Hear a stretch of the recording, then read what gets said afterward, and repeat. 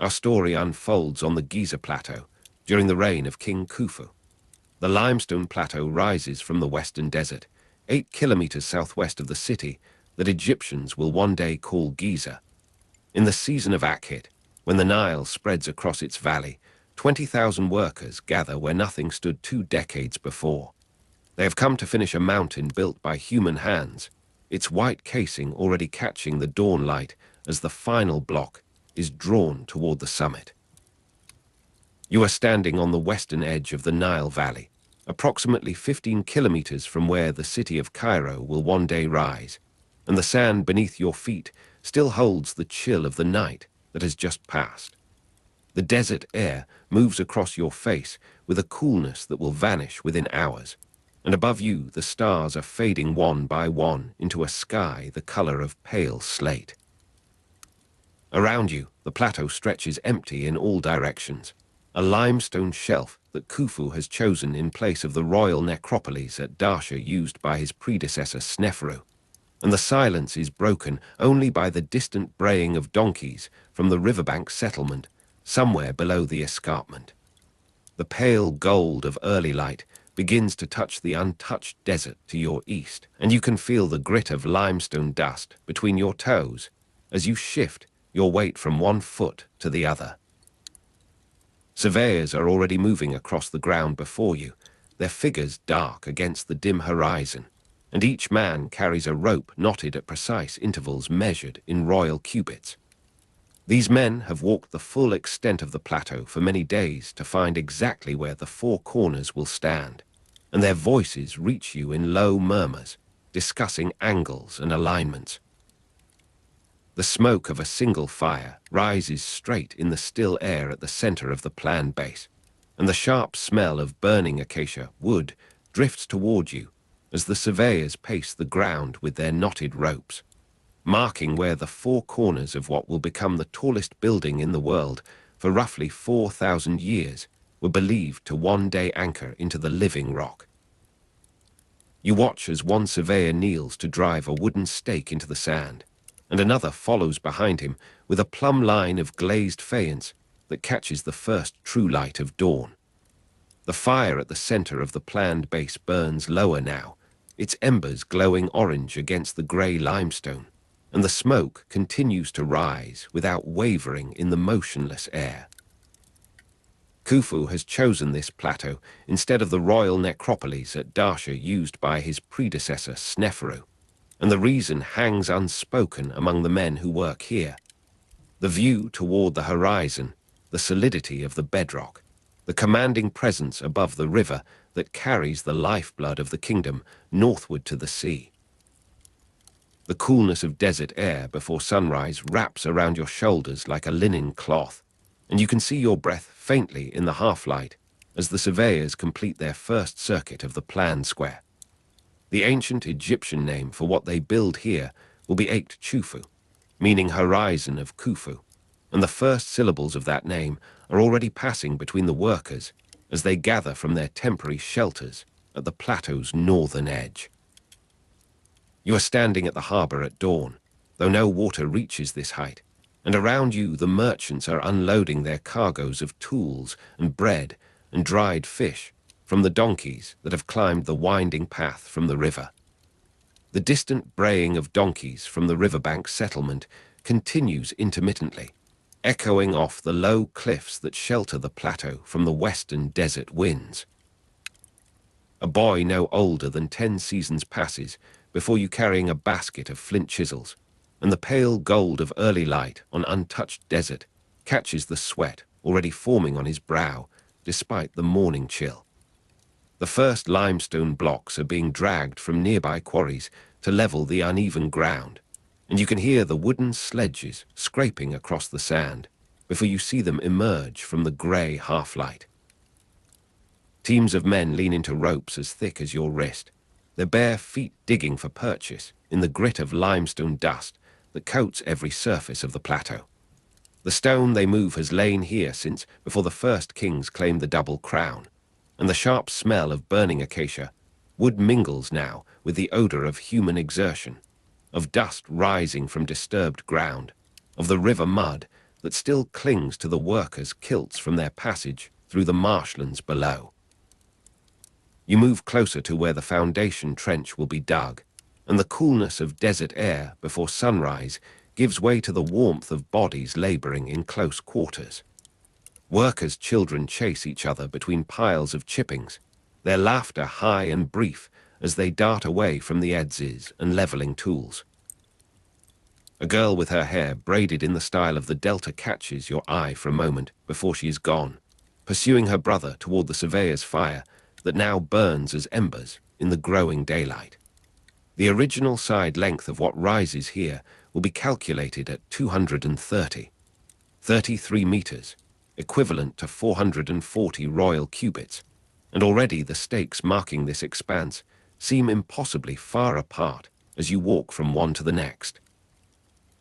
The original height reaches 59 meters, or about 280 royal cubits, and it remains the tallest building in the world for roughly 4,000 years until other structures in distant lands surpass what Khufu's architects conceived. You pause at the northern corner where the first true foundation stone will rest, and the slope of the faces, known as the seeked, is traditionally given as 51 degrees 50 minutes 34 seconds, though the exact value used by ancient builders remains uncertain.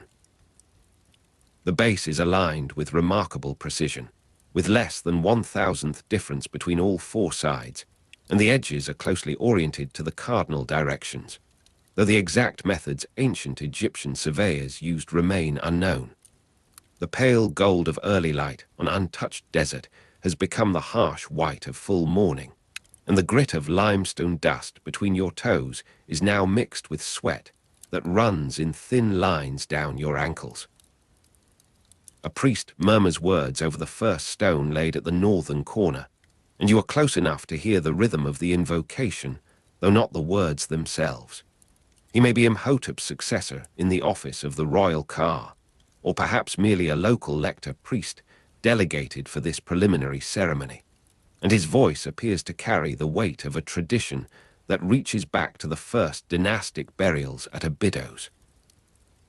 The sharp smell of burning acacia wood has faded entirely now, replaced by the incense of Kai-Fi that the priest burns in a small copper bowl beside the foundation stone. The distant braying of donkeys from the riverbank settlement comes less frequently, as the heat of the day drives animals and men alike to seek what shade the sparse acacias provide. You watch the priest complete his circuit of the stone, his bare feet leaving prints in the sand that are erased almost immediately by the passage of workers returning to their tasks. 7 boat pits will one day be discovered in the vicinity of the pyramid, though none here suspect that future archaeologists will measure and photograph what time buries, and 2 of these boat pits will remain intact and sealed until modern times preserves them as if in amber. The reconstructed royal boat, assembled from 224 individual pieces, will be displayed until 2021 in a museum built near this very spot, and the boat is now housed in the Grand Egyptian Museum, a fact that belongs to an age as distant from Khufu's priest as Khufu's priest is from the first farmers who settled the Nile Valley. The coolness of desert air before sunrise is a memory now, and the heat rises from the limestone in visible waves that distort the figures working at the southern edge of the plan base. The pyramid complex will include a mortuary temple on the east side, of which only foundations will remain when future eyes seek what Khufu built, and little survives of the causeway or valley temple that will connect this plateau to the river, where the king's body will arrive for its final preparation. You walk the line where the causeway will run, descending toward the floodplain in a straight path that mirrors the sun's own journey from horizon to horizon. The first limestone blocks dragged from nearby quarries to level the uneven ground have formed a low platform at the center of the square, and workers now swarm across this surface with levels and straight edges of polished granite. The sound of stone striking stone carries clearly in the dry air as masons test their tools against sample blocks. The pyramid was already being used as a quarry in later periods, and its current height of 138. 75 meters will reflect this stone removal, though this morning the full 146. 59 meters of the original height exists only in the calculations of the master builder and the ambition of the king who commands it. The medieval period may have seen significant dismantling of the casing stones, and travelers from lands beyond the Western Sea might have carried these polished fragments home as proof of their journey to the edge of the known world. The site has been a destination for European travelers since at least the 15th century, and you can almost sense their future presence in the way the plateau commands attention from every approach. The pyramid was inscribed as a UNESCO World Heritage Site in 1979, a date so distant from this morning that the very calendar that records it has not yet been conceived. The distant braying of donkeys from the riverbank settlement has ceased entirely now, replaced by the rhythmic chant of workers hauling a particularly massive block toward the leveling platform. You move aside to let them pass, and the sharp smell of burning acacia wood seems to return for a moment, though the surveyor's fire has been cold for hours. By evening, the outline of a square is visible from the escarpment above the Nile, and you climb to this vantage point as the heat of the day begins to release its hold on the plateau. The coolness of desert air before sunrise will return in a few hours, but for now the evening brings a gentler cooling, a softening of the light that turns the limestone from white to amber to rose as the sun descends toward the western desert. You are standing at the harbor at dawn no longer, but at the edge of the escarpment at dusk, and around you the merchants are unloading their final cargoes of the day, bread and dried fish consumed, tools accounted for and stored in woven reed boxes. The first stars are emerging in the eastern sky as you look down upon the plateau where Akht Khufu, meaning horizon of Khufu, has begun its ascent from the flatness of the Giza plateau. The original side length of approximately 230 meters, said to be equivalent to 440 royal cubits, is marked now by a low wall of freshly cut limestone that catches the last light like a line drawn across the sand. The original height of 146, 59 meters, or 280 royal cubits, exists only in the mind's eye, but the mind's eye is powerful here, and the workers who make their slow way down to the riverbank settlement carry with them the image of what will rise where they have leveled and measured and laid the first true course. The slope of the faces, known as the Seeked, measures 51 degrees 50 minutes 34 seconds, and this angle is already marked by sighting rods placed at the four corners of the planned base. The base is aligned to within less than 1,000th difference between all four sides, and the edges of the base are oriented precisely to the four cardinal directions by methods the surveyors will not reveal even to each other, each man holding one part of the secret that ensures the king's horizon will stand true against the circling stars. The distant braying of donkeys from the riverbank settlement begins again as the animals are released from their day's rest, and the sound carries to you clearly across the cooling air. 7 boat pits have been discovered in the vicinity of the pyramid, and 2 of these boat pits remained intact and sealed until modern times, their contents preserved by the dry sand and the silence of abandonment. The reconstructed royal boat, assembled from 224 individual pieces, was displayed until 2021, and the boat is now housed in the Grand Egyptian Museum, waiting for visitors who will come from across the world to stand where you stand now. The pyramid complex includes a mortuary temple on the east side, of which only foundations remain, and little survives of the causeway or valley temple, though the line of their passage is still traceable in the desert surface by those who know where to look. The medieval period saw significant dismantling of the casing stones, and the smooth white surface that will gleam in the sun for 2 millennia will be stripped away to build mosques and fortresses in the city that grows where now only reeds and palms mark the river's edge. The first true darkness has settled over the plateau as you make your way down from the escarpment, and the stars emerge in their full multitude, the same stars that guided the surveyor's alignments and that will wheel above the completed pyramid through 40 centuries of nights. The coolness of desert air before sunrise returns now, and the sand releases the heat it has held through the long day, breathing warmth against your ankles as you walk. The sharp smell of burning acacia wood rises again from a new fire kindled at the center of the plan base, and the smoke rises straight in the still air of early evening before the night breezes begin. You pause at the edge of the square that has been marked across the plateau, and the pale gold of early light on untouched desert seems to linger in your memory, even as the actual light has faded to silver and grey. The grit of limestone dust between your toes has become a comfort now, a connection to the place that will outlast your presence by millennia. Workers' children have long since gone to their mothers, and the laughter you seem to hear belongs to other children in other years, all of them caught in the long rhythm of building what endures. The distance seems both immense and negligible in the darkness that erases all measurement. A single fire burns at the center of the plan base, its smoke rising straight in the still air, and you move toward this light as toward a beacon, your feet finding the path that others have worn smooth through the day's passage. The surveyors pace the ground with knotted ropes even now, checking their work by starlight against the standards they carry in sealed cases of polished wood. The original side length was calculated at 230.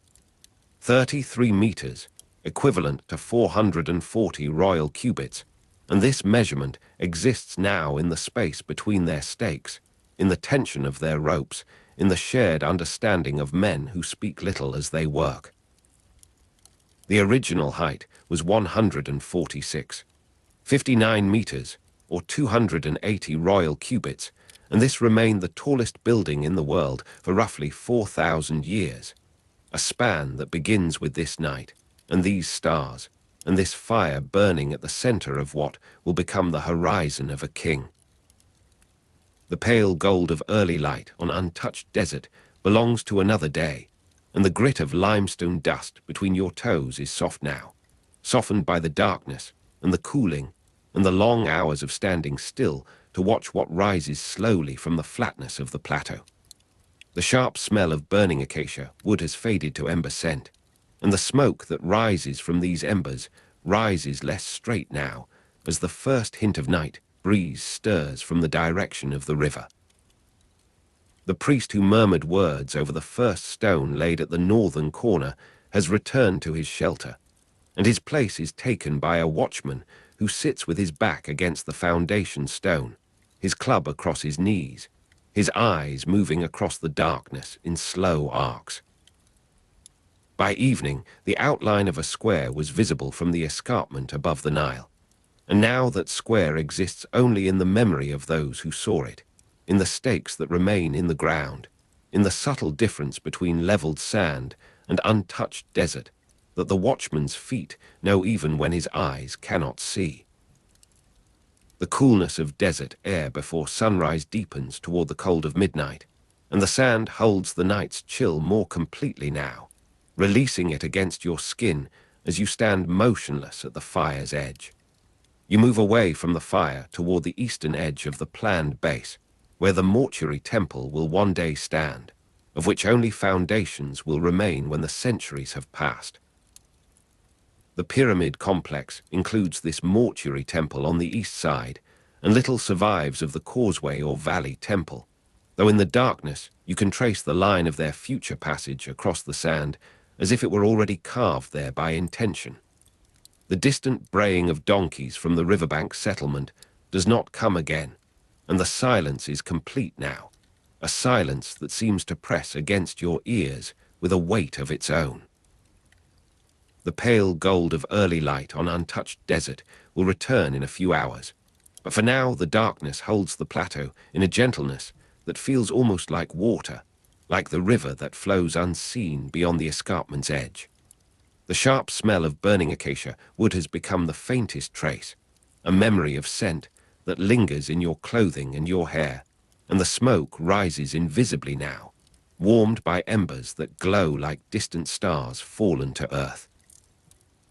You are standing at the center of the plan base, and the square that has been marked across the plateau seems to expand in the darkness until its corners reach the horizon itself. The Giza Plateau stands on the western edge of the Nile Valley, approximately 15 kilometers from what is now Cairo's city center, and the distance seems to fold upon itself in the night. The city that will be, and the city that is, and the empty desert, all existing in the same breath, the same moment, the same stillness. The coolness of desert air before sunrise deepens further, and you feel the first shiver of true night cold across your shoulders, through the linen of your kilt, against the skin that has warmed through the day's labor. The surveyors pace the ground with knotted ropes in your memory now, their figures moving through the half-light of dawn that seems as distant as childhood, as distant as the first farmers who looked up at these same stars and wondered what might be built to reach them. The cool air moves across your face with a gentleness that seems to come from far away, from the river's surface where the first mist is forming, from the stars that wheel in their slow circles, from the depth of the night itself. The distant sound of something moving in the darkness reaches you, perhaps a fox from the western cliffs, perhaps the wind that precedes the dawn, perhaps only the blood moving in your own ears as you stand in the stillness and the silence. The sharp smell of burning acacia wood is gone entirely now, replaced by the clean scent of cooling sand, of limestone releasing the day's heat, of the desert's own breath that moves in slow rhythms across the vastness of the plateau. The coolness of desert air before sunrise wraps around you completely now, and you feel your own weight against the sand, your own breath moving in the slow rhythm that matches the desert's breathing. The sun rises over the Giza Plateau, and you are standing where the desert meets the cultivated land, where the black soil of the floodplain gives way to pale limestone and wind-scoured gravel. The air carries the mineral scent of dust suspended in cool morning light, and far to the east, the Nile glints between stands of date palm and acacia. Around you, the silence of centuries has not yet settled. Instead, there is movement, the murmur of a dozen languages as Nubians, Libyans, and Egyptians gather in clusters along the ridge where Khufu, ruler during the 4th dynasty of Egypt's Old Kingdom, has chosen to remake the horizon. His reign, generally dated to approximately 2620 to 2580 BCE, will encompass many things, but nothing will outlast what is about to begin here. The plateau fills with expectation, though the first stone has not yet been lifted. A royal messenger arrives at the plateau with sealed papyrus from the palace at Memphis, his sandals white with road dust, his pace steady from days of walking the river's edge. You watch him pause where the slope steepens, where the morning shadows pool in shallow wadis carved by winter rains. The faint sweetness of papyrus ink drying in warm air seems almost present, though the seals remain unbroken, the words still captive within the roll. The messenger carries himself with the stiffness of one who has not slept in a proper bed for a week, and the leather pouch at his hip holds not only the king's command, but the weight of an ambition that will require sustained, centralized administration across 2 decades. Khufu has looked upon the works of his father and found them insufficient. Khufu has imagined something larger than what Sneferu built, something that will speak across the centuries in a voice of stone. The messenger continues toward the cluster of tents where overseers already await, and the cold air moves across your face with the last breath of night. Somewhere behind you, a dog barks at the river's edge, and the sound carries flat across the open ground. The taste of flatbread baked with emmer wheat, still warm from the communal oven, lingers in your own memory from the meal before dawn, when the cooks still stirred their fires, and the earliest workers rubbed sleep from their eyes. Now the day unfolds with the deliberation of a ceremony, though no priest yet chants, no incense yet rises. The messenger's arrival is itself a kind of ritual, the body of the king extending through desert and delta to touch this particular ridge, this particular moment. Khufu, whose name will be known to later ages as Cheops, has sent his word into the landscape, and the landscape must now answer. Scribes read aloud the king's decree, allocating grain stores from across nomes of Upper and Lower Egypt, their voices carrying the measured cadence of official speech. You stand among the listeners, and the words fall upon you like the first drops of the inundation, spreading outward, sinking in, changing what they touch. The overseers receive their instructions with bowed heads, though their eyes calculate even as they listen, measuring distance, estimating labor, converting the poetry of royal command into the prose of bread and beer and working hours. The weight of a clay ration token in a worker's palm is still an abstraction here, still a future sensation, but the scribes have already begun to shape the tokens in their minds, to imagine the hands that will receive them, the transactions they will enable. The decision to build at Giza rather than Darsha marked a new royal cemetery, and this decision now requires its translation into tons of limestone, into thousands of bodies, into the coordinated movement of a society still emerging from the shadow of its own recent past. The first overseers are appointed, their staffs of office carved with the car-touch of Khufu, and you watch the brief ceremony in the full light of mid-morning.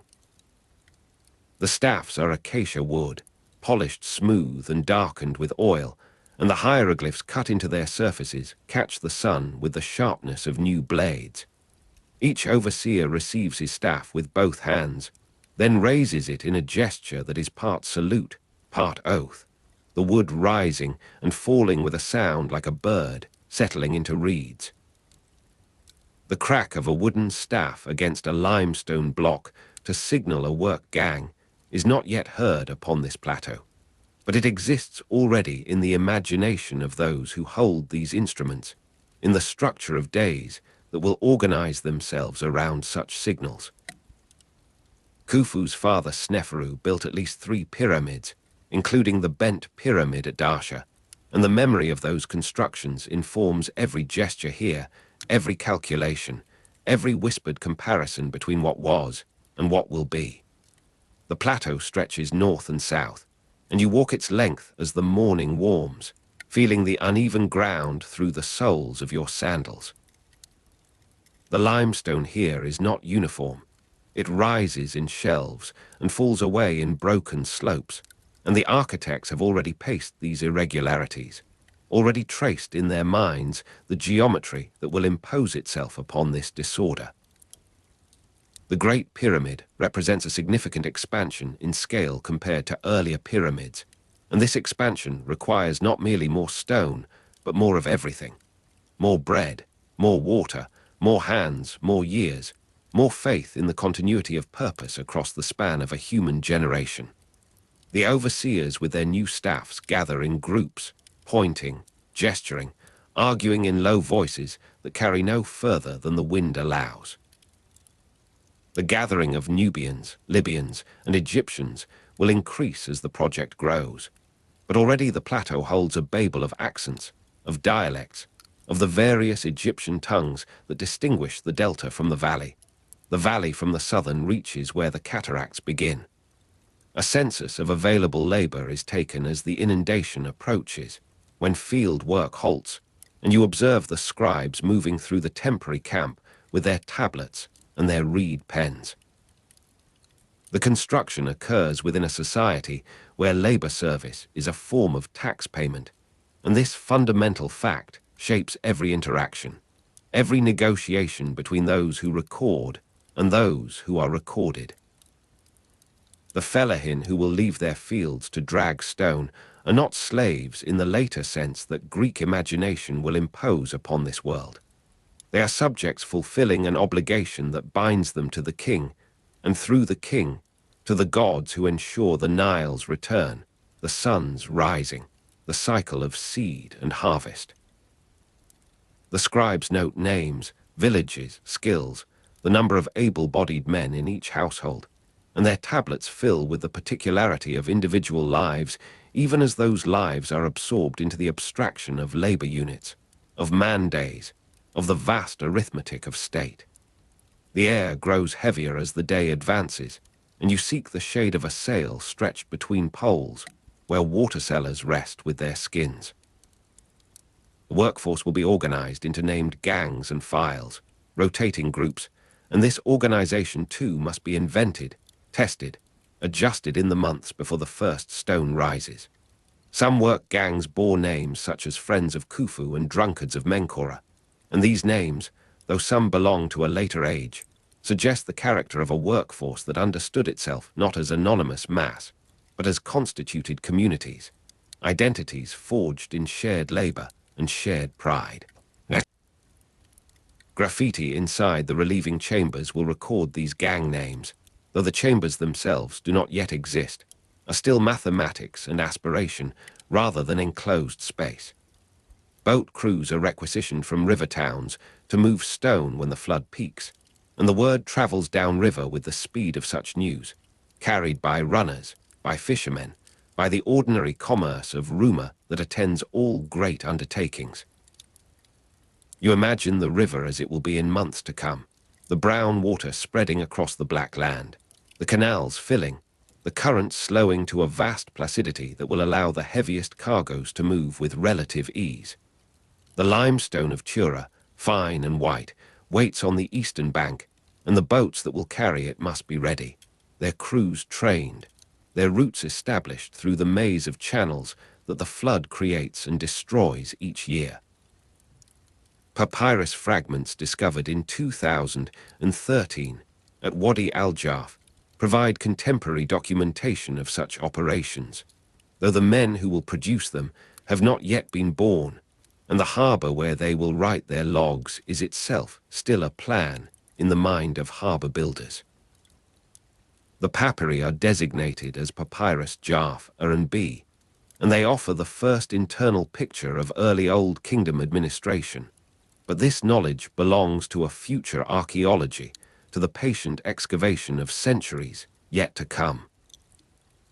For you, standing on the plateau as the sun reaches its zenith, the administration reveals itself in more immediate forms.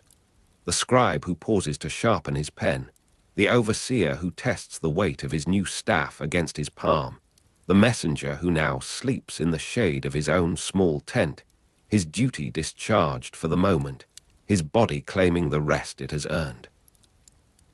The requirement of sustained, centralized administration across 2 decades shapes the temper of the men who must build that administration, who must imagine its structures before the structures can be populated, tested, refined through the friction of actual use.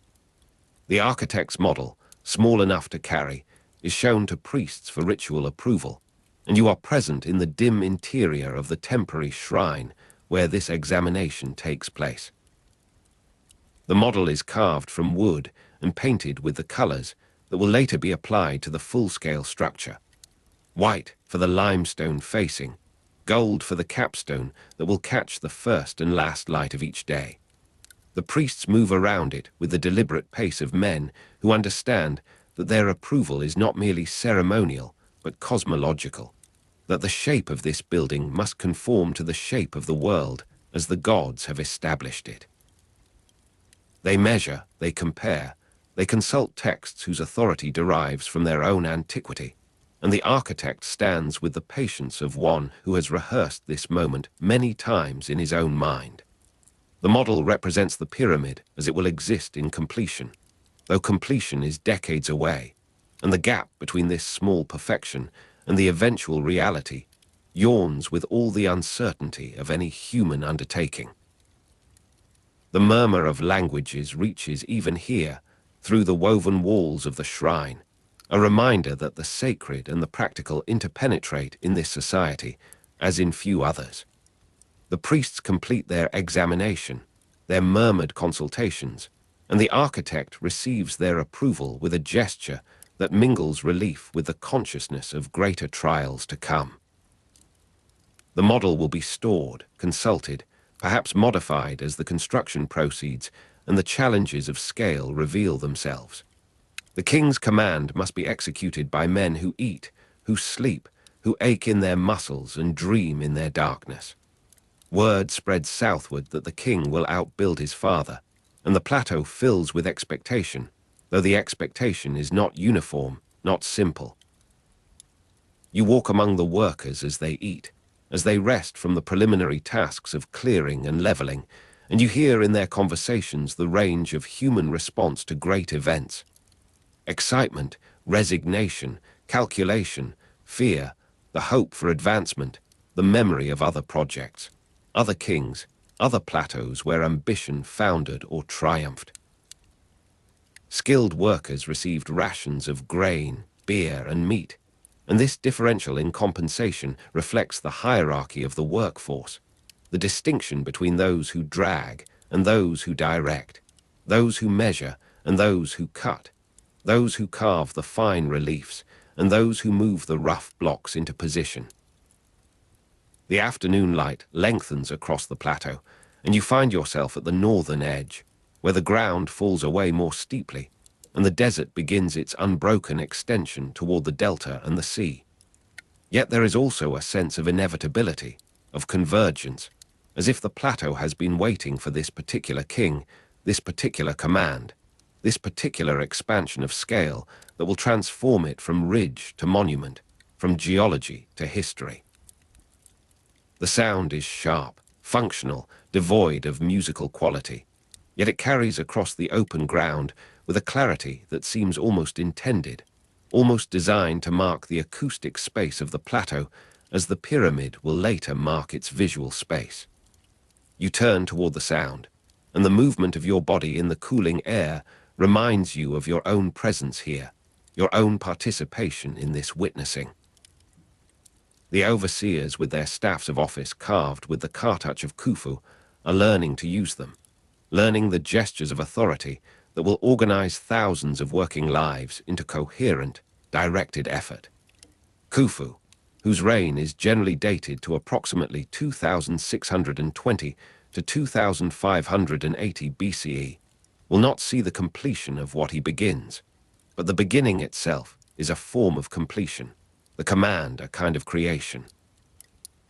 The sun descends toward the western desert, and the light changes from white to gold to the rose-colored diffusion that precedes true evening. Scribes still write, still record, still convert experience into inscription, and their work will survive in fragments, in the papyrus jar, and be that will wait millennia for discovery. Mura led a work gang transporting stone from Quarries to Giza, and his logbook, preserved in those fragments, will offer the first internal picture of early Old Kingdom administration, the intimate texture of a bureaucracy executing its function day by day, voyage by voyage, block by block. But Mura is not yet born, his name not yet given, and the stones he will record lie still in the quarry, waiting for the flood that will enable their movement. You sit now on a shelf of limestone, your legs extended before you, your back against the warm stone that has absorbed the day's heat and will release it slowly through the coming night. The murmur of languages has diminished as workers seek their evening rest, but it has not ceased entirely. There are always those who cannot sleep, who talk, who gamble with knucklebones, who tell the stories that bind temporary communities into something resembling permanence. The project was not built by slaves, as later Greek sources suggested, and this truth is visible in the autonomy of these evening gatherings, in the negotiations over labor and compensation that will continue throughout the construction, in the very existence of named gangs with their own identities and, presumably, their own solidarities. Herodotus, writing over 2,000 years after the event, was the source of many persistent errors, and his information came partly from questionable sources and reflected Greek perspectives. But the men who laugh and argue in the gathering darkness owe nothing to his misprision, exist in a world where such errors have not yet been conceived. The first stars appear in the eastern sky, and you watch them emerge with the patience that this place seems to cultivate, this project seems to demand. Modern Egyptology began correcting these myths with Flinders Petrie's systematic studies, but that correction too belongs to a future you will not see, a method of knowing that will require its own centuries of development. For now, there is only the plateau, the gathering workers, the king's command moving through its first hours of execution, the vast stillness of the desert beyond the reach of firelight and conversation. You rise from your limestone seat and move toward the camp, your feet finding paths that have already been worn by many previous passages. The organization of the workforce into named gangs and files will be tested in the months to come, adjusted, refined, inscribed in the graffiti inside the relieving chambers that will record these gang names for future discovery.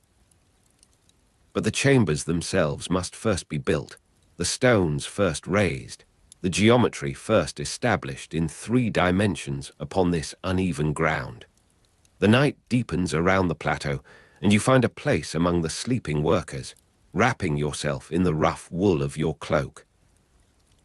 Khufu, ruler during the 4th dynasty of Egypt's Old Kingdom, has set something in motion that will outlast his own reign, generally dated to approximately 2620 to 2580 BCE, will outlast the dynasty itself, the kingdom, the civilization that produced it.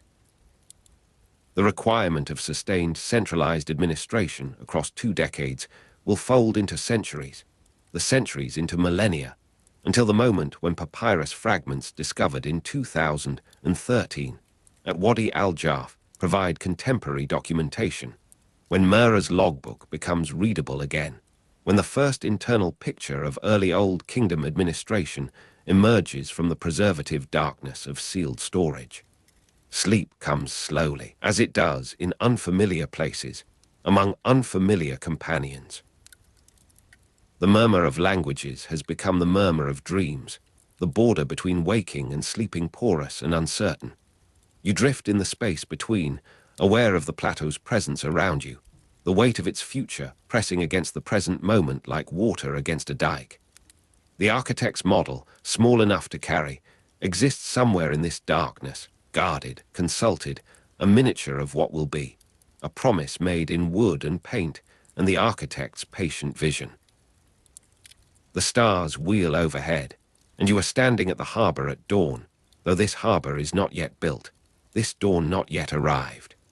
The river moves in its eternal current, and the boats that will carry Tura limestone to Giza are still trees in the northern forests, still ore in the eastern mountains, still possibilities in the mind of the boat builder who has not yet received his commission. The requisition of boat crews from river towns to move stone when the flood peaks travels ahead of itself, preparing, the future preparing itself in the present's patient labor. The night holds you as you hold it, in the stillness, in the silence, in the long hours before the dawn returns with its pale gold to touch what the night has kept safe. The plateau waits, the command waits, the first stone waits, and you wait with them, participant and witness, body and breath, present in a moment that will become past, that will become history, that will become the foundation of wonder for all the ages that follow. Khufu has spoken, and the speaking continues, and the silence that receives it is not empty but full, full of expectation, full of the weight of what will be, full of the long patience that builds what outlasts building. The sour warm smell of beer fermenting in open vats drifts through the workers' town southeast of the Giza pyramids, and you are standing in the darkness before dawn when this scent is at its most insistent. Around you, the settlement lies still, though not empty, for the night shift workers have already begun their labor in the bakery halls where the fires were lit hours ago by those who now sleep through the heat of early morning.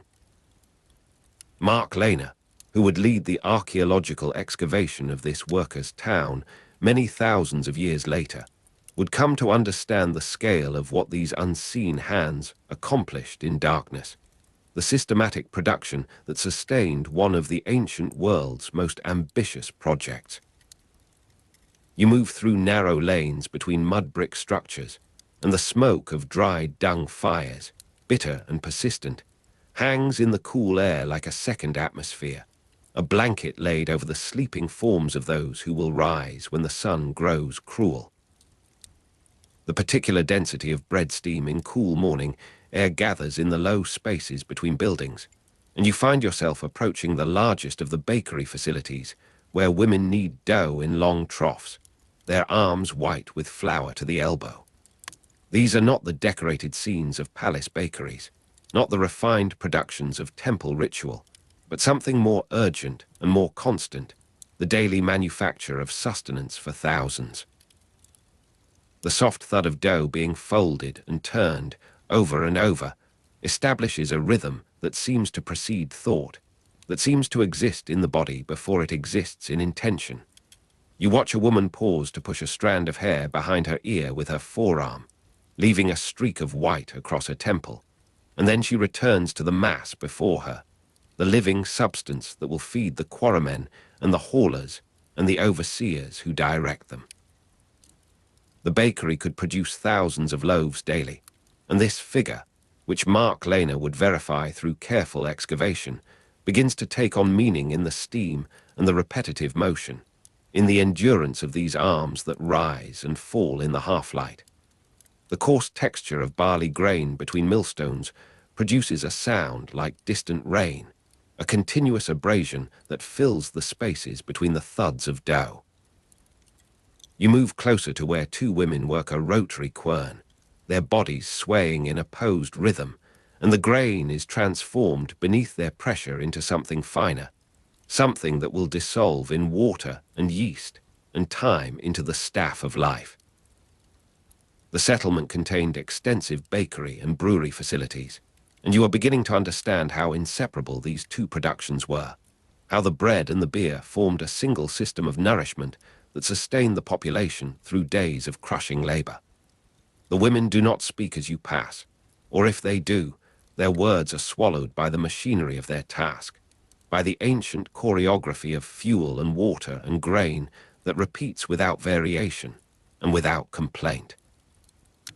A brewer checks the fermentation vessels, the surface bubbling with spent grain, and you follow him through a doorway into a space where the sour warm smell of beer fermenting in open vats becomes almost solid, almost architectural.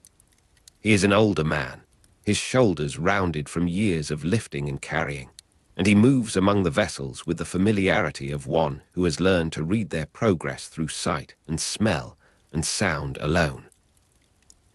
The breweries produced beer with an alcoholic content of approximately 3-5%, and this moderate strength was no accident, but a calculated provision, a staple of the workers' daily ration that provided calories and safe hydration in equal measure. You stand beside him as he dips a hollow reed into the liquid, as he raises it to the light that filters through a high window, and the beer runs golden and alive with suspended yeast, with the microscopic industry that transforms sweetness into sustenance. You taste something of its importance in the very air of this chamber, in the respect with which the brewer handles his living cargo. Children carry water skins from the canal to mixing bowls while their parents sleep, and you encounter them in the lanes between the bakery and the brewing halls, their small bodies bent under burdens that seem too large for their frames. The women and children were present in the permanent settlement, and their labor was not ornamental but essential, the invisible architecture that allowed the visible construction to proceed. You watch a girl of perhaps 8 years pause to adjust her grip on a skin that has begun to slip, her face set in an expression of concentration that belongs to older faces, to faces that have learned the cost of error through repetition. The water she carries will become dough, will become beer, will become the medium in which the day's work is dissolved, and renewed.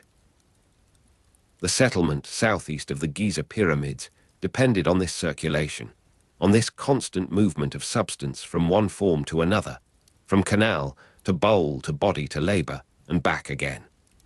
The smoke of dried dung fires, bitter and persistent, follows you as you move toward the residential quarters, where the distinction between temporary and permanent housing begins to reveal itself in the quality of construction. The settlement included barrack-style dormitories for rotating workers, long halls where men slept in rows on woven mats, their presence marked by the smell of sweat and the mineral tang of limestone dust that never quite washes away. Permanent housing existed for skilled artisans and overseers, and you pass these more substantial structures with their small courtyards and their hearths that burn cleaner fuel, their evidence of lives that were not entirely consumed by the project they served. A separate walled area, the eastern town, housed those of higher status, and you glimpse its boundary wall in the growing light, the plastered surface that separates one mode of existence from another, even in this place of collective endeavor. The bread steam has begun to thin now, dispersed by the breeze that rises with the sun, and you find yourself at the edge of the workers' cemetery, where the night's labor gives way to a longer stillness. The workers' cemetery contains skeletons showing healed fractures and medical intervention, and this evidence of care, of attention to bodies that might otherwise have been discarded, speaks to something beyond mere utility in the organization of this place. You stand among the low markers, the simple graves that hold their occupants with the same democratic compression that characterized their lives, and you consider what it meant to survive here, to be mended and returned to work rather than abandoned to disability or starvation. Evidence of amputation and setting of broken bones indicates organized medical care, and this systematic response to injury suggests a society that understood the value of experience, the investment represented by a trained body. A physician binds a quarryman's crushed finger with linen strips and honey salve, and you come upon this scene in one of the infirmary spaces, a room that smells of herbs and of the sharp sweetness of the honey that serves as both food and medicine. The quarryman sits with his arm extended, his face rigid with the effort of controlling his response to pain, while the physician works with the unhurried precision of one who has performed this binding many times before. The honey salve glistens in the morning light that falls through the doorway, and you observe how the linen is wrapped in a figure that will hold the damaged digit immobile, that will allow the slow knitting of bone and tissue to proceed without disturbance. The average age at death was relatively high for the ancient world, around 30-35 years, and this figure, which Mark Lehner would establish through careful analysis of the skeletal remains, begins to seem less a measure of limitation than of achievement, of the sustained effort that kept bodies functional through repeated trauma. Many skeletons show signs of heavy physical labor, but also adequate nutrition, and this combination, this evidence of exertion sustained by provision, shapes your understanding of what this place represented. It was not a death camp of slave labor, not the brutal extraction that later imaginations would project onto these stones, but something more complex and more human, a community that fed and healed, and buried its own, even as it served purposes that extended far beyond individual survival. The total population of the workers' town and temporary camps reached 20,000 at peak, and this figure, which seems abstract in scholarly accounts, begins to acquire faces and voices and the particular smells of its daily existence. The sour-warm smell of beer fermenting in open vats returns to you as you approach the brewing quarter once more, the cycle of your wandering bringing you back to origins. The brewer you observed earlier has been joined by others now, and the vessels are being prepared for the day's distribution, the fermented liquid transferred into smaller containers that will travel with the workers to their various stations. You watch the surface tension break as the liquid moves, the brief revelation of the living process that continues beneath the apparent stillness. The coarse texture of barley grain between millstones has given way to this smoother substance. This transformation complete for now, though the cycle will begin again with the next harvest, the next shipment from the agricultural lands that surround the Giza Plateau. Fish bones from the Nile supplement the diet preserved in rubbish heaps, and you see evidence of this supplement in the middens that accumulate at the edges of the settlement, the gleaming white fragments that speak of meals consumed and discarded. The Nile was not distant from this place, and its bounty reached here in forms that could be preserved and transported, the dried fish that provided protein and flavor to a diet otherwise dominated by grain. Cattle and sheep bones indicate occasional meat consumption, and these larger fragments, less common in the refuse, suggest celebrations or special provisions, the distribution of prestige foods that marked certain occasions or rewarded certain services. You sift the rubbish heaps with your attention, reading the stratigraphy of appetite and survival that Mark Lehner would later excavate with more systematic care. The smoke of dried dung fires, bitter and persistent, has begun to mingle now with the sharper smoke of cooking fires as the morning advances toward the preparations for the midday meal. You move through spaces that are awakening, that are passing from the solitary labor of darkness into the more social rhythms of daylight. Graffiti and markings suggest some workers took pride in their specific roles, and you examine the walls where these inscriptions survive, the names and titles scratched into plaster with the same tools that shaped the pyramid stones. The drunkards of Menkora, one group called themselves, and you feel the humor in this self-designation, the camaraderie of shared identity that transcended the anonymity of mass labor.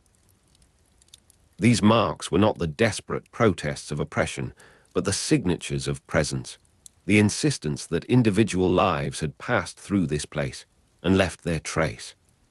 The bread steam has given way to the hotter, thinner atmosphere of midday, and you find yourself in one of the open spaces where the workers gather during their breaks. The settlement was partially built over after the pyramid's completion, and you are aware, in this moment of rest, of the temporariness that haunts even the most permanent of constructions, the knowledge that what serves today will serve differently tomorrow. But for now, in this present that the workers inhabit without your historical consciousness, the sun is simply hot, the bread is simply sustenance, and the beer that will come with the evening is simply anticipation. You sit with them in this suspension, this moment between labor and labor, and the hours pass in the manner that hours always pass, through small attentions and small conversations that leave no record. You observe the distribution system that brings the morning's production to its intended recipients, the organized flow that characterizes every aspect of this settlement's operation. The bakeries could produce thousands of loaves daily, and this capacity, which seemed abstract in the darkness, becomes concrete in the sight of basket after basket being emptied, of hands reaching and receiving and consuming with the regularity of practiced need. The bread is not fine, not the refined product of elite consumption, but it is sufficient, and in its sufficiency it enables the continuation of work that would otherwise falter and fail. The sour-warm smell of beer fermenting in open vats persists in the brewing quarter even as the day's distribution empties the previous day's production, the cycle overlapping with itself in a continuous present. You return to this quarter and find the brewer you observed earlier now engaged in cleaning, in the preparation of vessels that will receive the next batch of grain and water and yeast. The spent grain that floated on the surface of the fermenting liquid has been removed, and you see it accumulated in piles that will serve as animal feed or as fuel for the fires that heat the next production. Nothing is wasted in this system, or very little, and the efficiency that characterizes the material economy extends to the social economy as well, to the careful accounting of labor and provision that keeps the settlement functioning through season after season. Their arms are still white with flour to the elbow, and the repetition of this image, this visual signature of their labor, establishes a rhythm that seems to belong to the place itself rather than to any individual presence. You stand among them and feel the soft thud of dough being folded and turned over and over, transmitted through the floor, through the air, through the medium of shared effort that binds these women to each other, and to the larger purpose they serve without necessarily comprehending.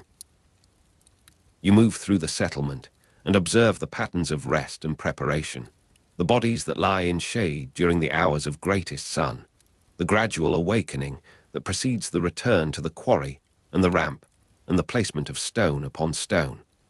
You carry with you through the living settlement the knowledge of the cemetery, aware of the fragility that underlies even the most robust appearance, the constant negotiation with injury and limitation that shapes every working life. The physician recognizes you, or seems to, with a glance that acknowledges your presence without requiring your participation, and you stand in the doorway of the infirmary as the binding proceeds. You see in this second demonstration the system that underlies the individual instance, the accumulated knowledge that has been transmitted and refined through repeated application. The honey salve gleams as before, the linen wraps in the same figure, and the quarryman's face shows the same rigid control, the same investment in dignity that refuses to acknowledge the pain that the body must feel. The bread steam of morning belongs now to memory, to the hours that have passed since you first encountered this settlement in darkness. You find yourself at the edge of the eastern town, the separate walled area that housed those of higher status, and you observe the difference in construction, in the spacing of buildings, in the quality of materials that suggest lives less immediately consumed by physical labor. Permanent housing existed for skilled artisans and overseers, and these structures, with their thicker walls and their more elaborate doorways, speak of duration, of the expectation that residence here would extend beyond the completion of any single project. You glimpse a courtyard where a small group plays at some game, their voices rising in the uncomplicated pleasure of childhood that seems to exist in any society, at any time, as a constant against which the variations of history measure themselves. The sour warm smell of beer fermenting in open vats reaches you even here, even in this zone of relative privilege, for the production of the settlement serves all who dwell within it, the distribution system acknowledging difference in quantity, but not in kind.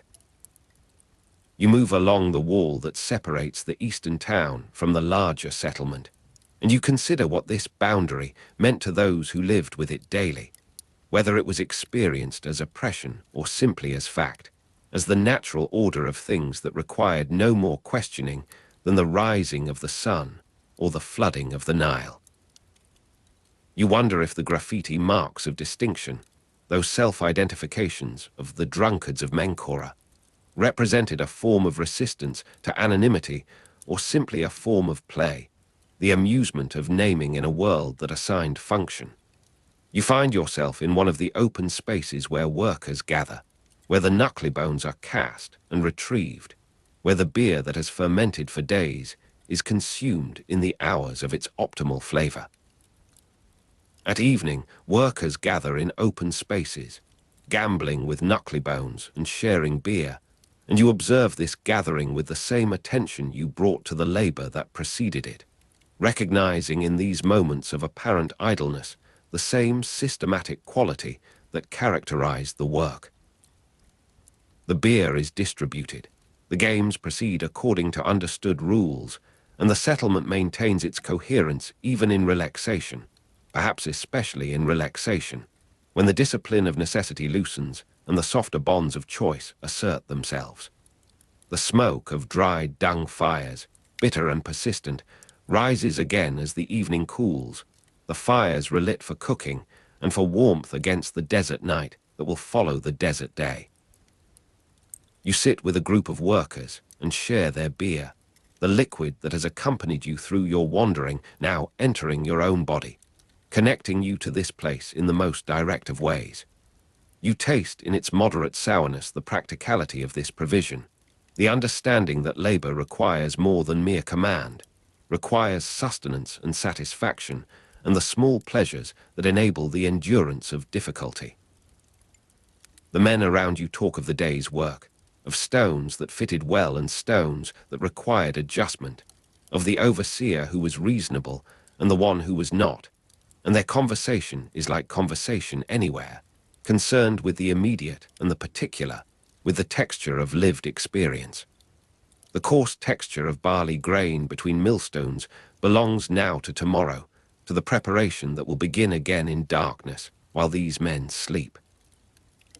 You rise from the gathering and move through the settlement as the light fails, as the fires become the primary source of illumination, casting shadows that move and settle in patterns that seem almost deliberate, almost composed.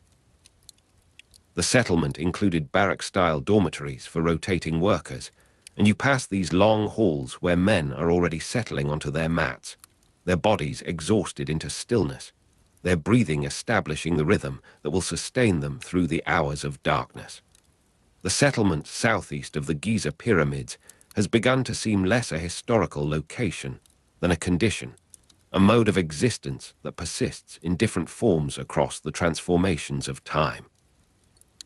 The bread steam of morning will return, you know, will be there when you return to this place in the hours before dawn, but for now the night has its own textures, its own sensory vocabulary. The town falls quiet by torchlight, save for the night watch calling the hour, and you hear this call as you move toward the edge of the settlement, toward the darkness that surrounds the enclave of human presence. The watchman's voice is not melodic, but functional, a simple announcement of time that allows the organized succession of shifts to proceed without confusion. You mark his passage by the movement of his torch, by the brief illumination of walls and doorways that falls back into darkness as he passes. The sour warm smell of beer fermenting in open vats will persist through the night, the living process that does not cease for human rest. You stand in the darkness and consider what Mark Lehner would eventually uncover, the systematic evidence of this place that would transform understanding of how the pyramids were built. His careful work would reveal what imagination alone could not reconstruct, the material traces of lives lived in service to a vision they could not have fully comprehended. But this knowledge belongs to your future, to the temporal distance that separates your presence here from the scholarly comprehension that will follow. And for now you are simply here, in the darkness, in the stillness, in the long patience that builds what outlasts building. You find your way back to the bakery quarter, where the night shift workers have already begun their labor, where the fires are being stoked for the production that will meet the morning's need. She has work to do, and the work is sufficient, and your presence is simply another fact in the world she inhabits, neither welcome nor unwelcome, simply there to be accommodated and forgotten. You carry with you into the new day that is beginning to show at the eastern edge of the sky the knowledge of the cemetery, the first pale indication that the darkness will not persist indefinitely. In the faces of those who labor around you, in the bodies that bend and rise and bend again, you read the possibility of survival, the stubborn continuation that medical care and adequate nutrition, and perhaps something less nameable, make possible. This combination of heavy labor and sufficient provision, which the cemetery will eventually reveal, is visible already in the present moment, in the capacity for sustained effort that surrounds you.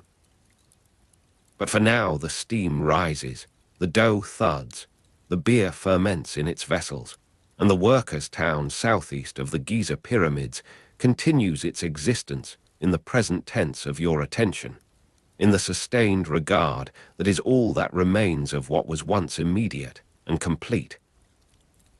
In this hour before the full return of day, you feel something of the density of 20,000 souls at peak, that concentration of purpose and effort that made this place what it was, that made possible what would otherwise have remained impossible. The sour-warm smell of beer fermenting in open vats, the smoke of dried dung fires, bitter and persistent, the soft thud of dough being folded and turned, over and over.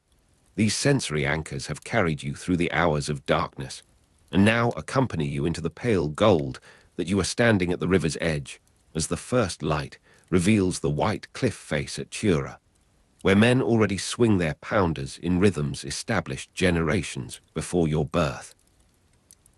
The Tura limestone gleams with a pale purity that seems to gather the dawn into itself, reflecting the sky's gradual brightening from deep rose to the color of old bone.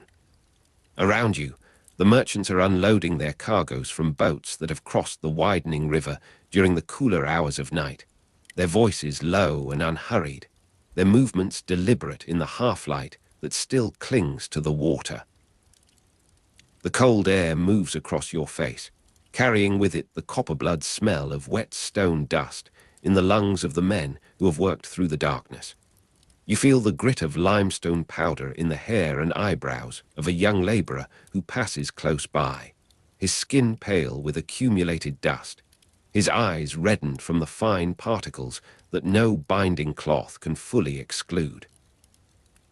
The particular silence after a block breaks free, a hush of held breath, is still a distant promise here at the river's edge, where the work has barely begun. The sound of copper on stone carries for distances across the river valley, and already you catch its faint percussion from the terraced faces where the quarrying proceeds in stepped advances to follow the quality of the stone seam. The Tura limestone was prized for its uniform quality and ability to take polish, qualities that would give the finished monument its enduring radiance, its capacity to catch the first and last light of each day. A master stonecutter tests a fresh block with his ear, tapping for hidden flaws that might betray the careful labor of extraction. His mallet strikes with a practiced gentleness, and he leans close, his cheek almost touching the pale surface, listening for the hollow note that speaks of fracture within. The waste chips accumulated in heaps that later archaeologists measured in thousands of cubic meters lie scattered at the base of the advancing face, pale against the darker earth, a record of material discarded in pursuit of perfection. The Tura quarries were connected to the Nile by canal during the inundation, when the floodwaters reached their highest and allowed the heaviest blocks to be floated directly to the waiting boats. Now, in the season of low water, the canals lie dry and cracked, their purpose fulfilled until the cycle turns again. Seasonal quarrying work proceeded during the dry season when the Nile was low, when the exposed riverbanks provided firm ground for the staging of stone and the preparation of sledges.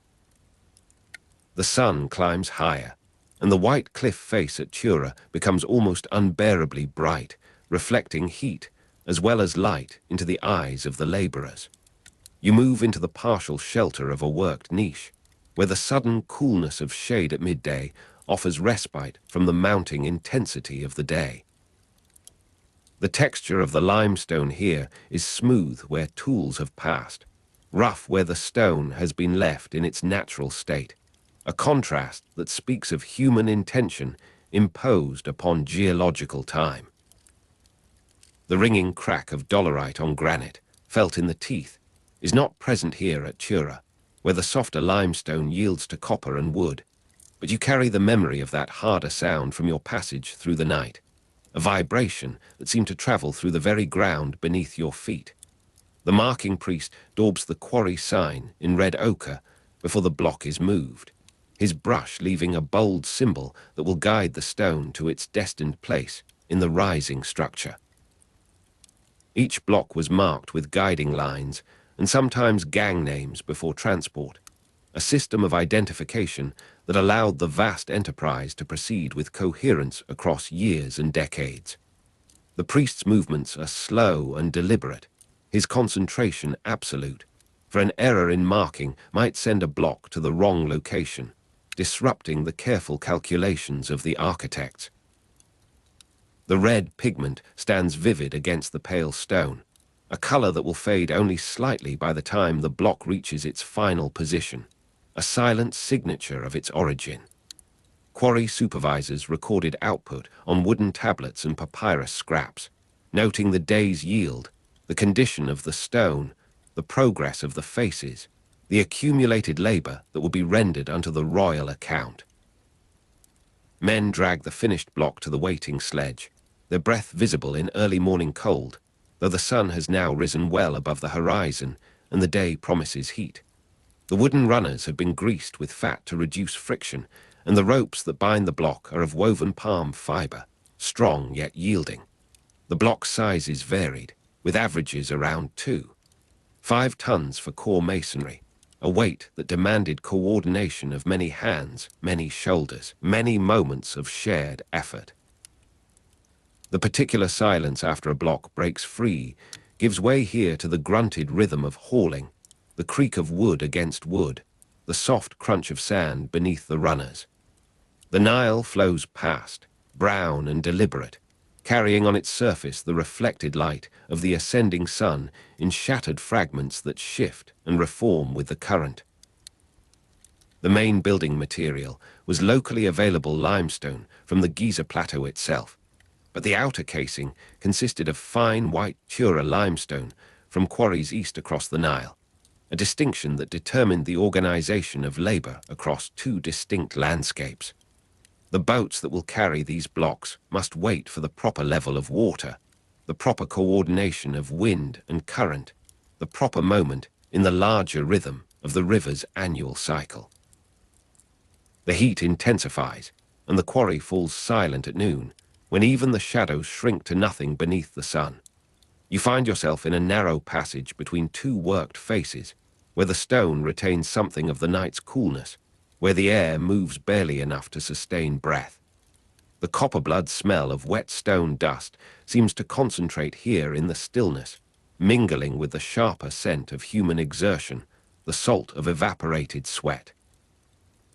The grit of limestone powder has settled upon every exposed surface, upon the folds of your garments, upon the moisture of your lips. The sudden coolness of shade at midday offers only relative relief, for the stone itself has begun to radiate the heat it has absorbed, becoming slowly a source of warmth rather than coolness. The sound of copper on stone carried for distances across the river valley, and now, in the silence of the noon pause, you apprehend its absence more fully than its presence. Workers lie in whatever shelter they have found, some beneath overhangs of rock, others in the lee of accumulated spoil, their bodies loose with exhaustion, their breathing deep and regular.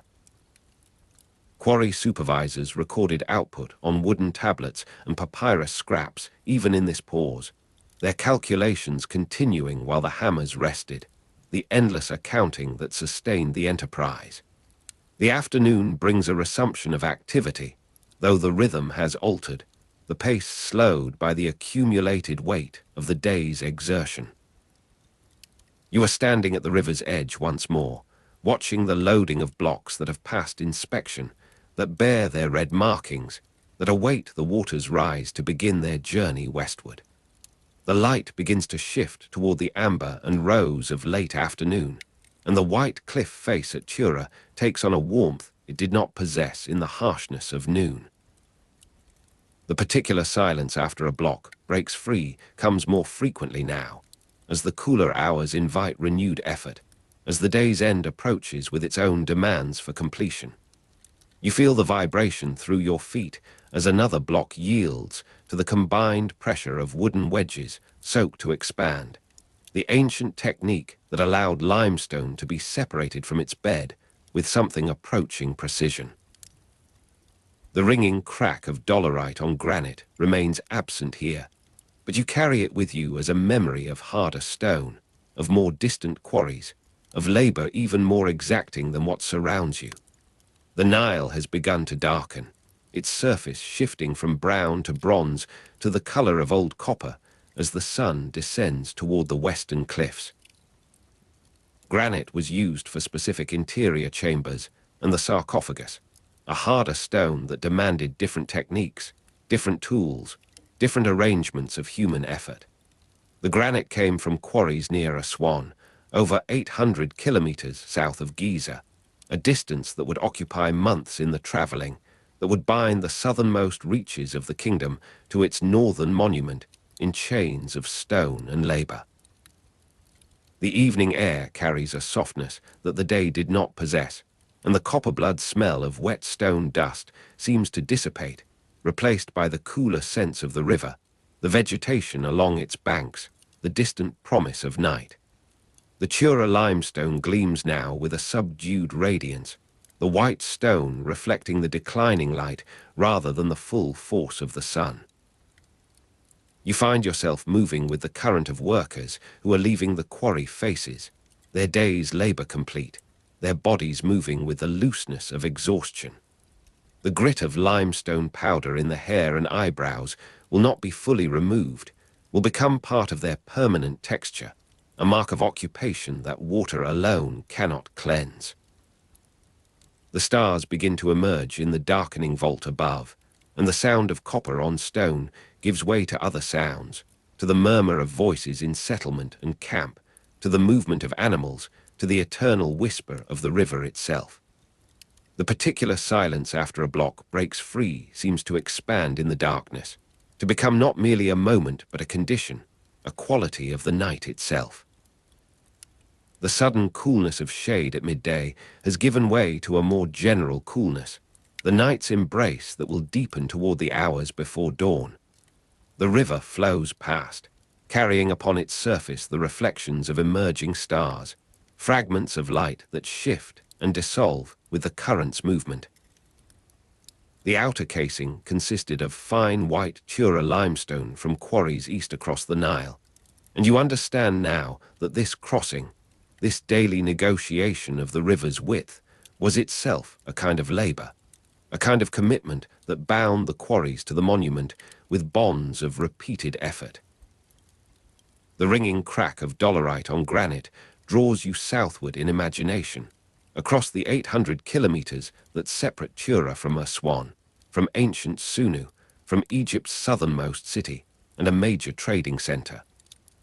Aswan was a place where the river's annual flood began its measured progress toward the delta, where the desert closed in upon the narrow valley with an intimacy unknown in the broader lands to the north.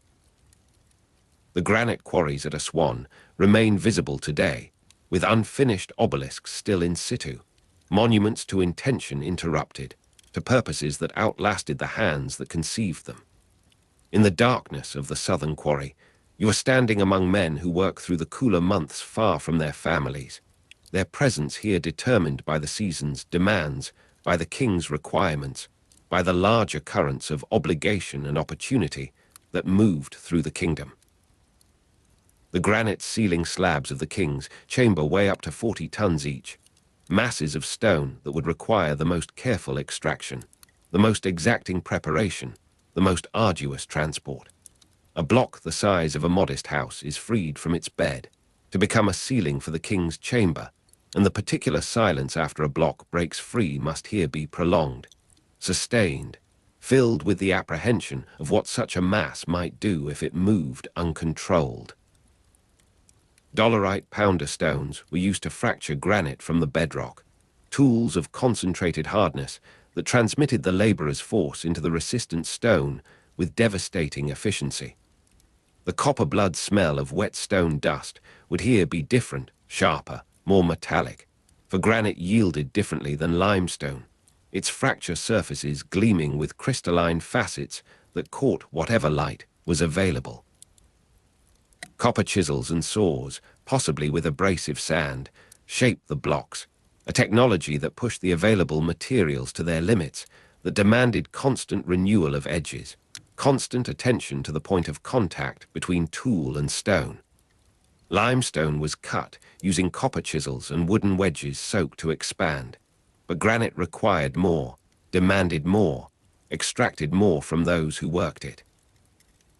The night deepens around the southern quarry, and the coolness that offered respite at Tura has become irrelevant, replaced by a more general cold that penetrates clothing, that stiffens fingers, that makes the pre-dawn hours the most difficult.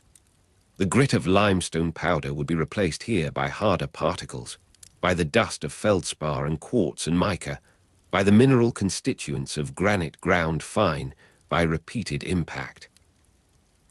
The particular silence after a block breaks free would be deeper here, more consequential, for the stakes of error were measured in tons rather than in the smaller units of softer stone.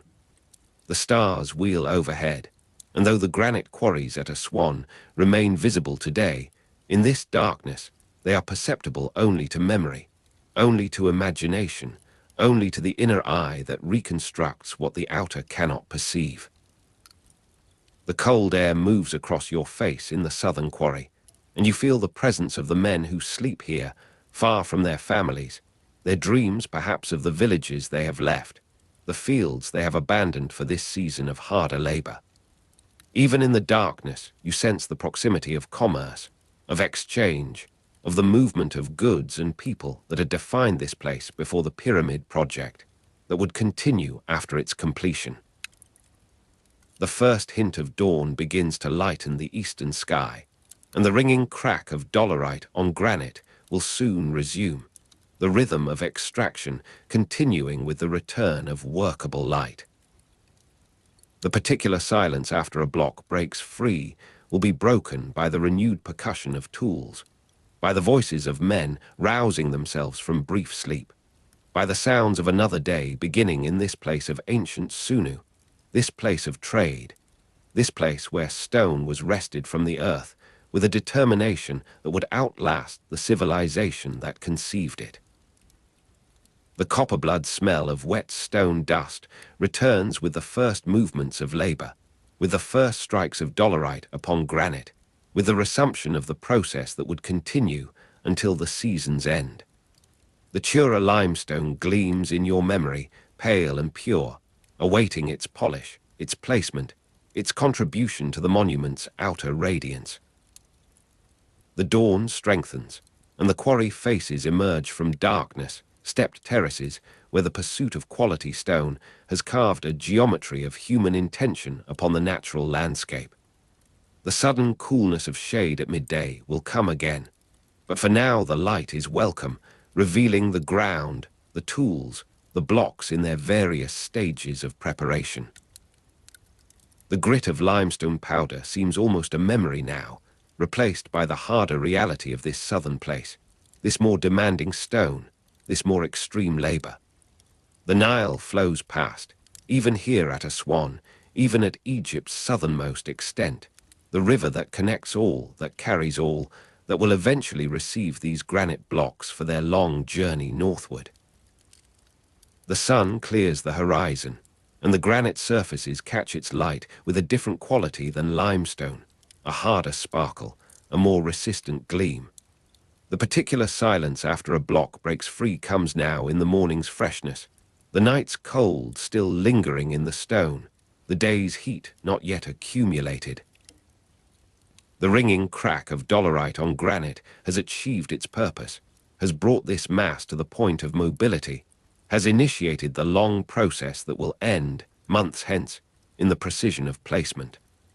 The copper-blood smell of wet stone dust intensifies as work resumes in earnest, as the day's full labor establishes itself, as the quarry fills with movement and percussion. Though the granite quarries at Aswan remain visible today, in this present moment they are invisible to any future eye, known only to those who labor here, who will die here or depart here, who will leave behind them only the extracted stone and the accumulated waste as testament to their presence. The heat builds, and the coolness of shade at midday becomes again a sought-after refuge, a temporary withdrawal from the mounting intensity of the sun. The red stands vivid against the grey-pink of the granite, a color that will fade only slightly by the time the block reaches its final position, that will remain legible to those who raise it into place. You feel the vibration through your feet as the sledge begins its movement, the initial resistance giving way to the smoother passage of greased runners over prepared ground, the first stage of a journey that will span seasons and landscapes before achieving its completion in the rising monument at Giza. The first thin line of green appears at the river's edge in a swan, where the granite waits upon the bank. You are standing there at the waterline, and the color spreads across the sand like a breath held and slowly released. The Nile's annual inundation, Akhit, has begun its months-long rising, and the season will last from roughly July to November. Around you, the sailors gather their ropes and wooden chocks, for the river and its connected canals will soon rise to cover the floodplain.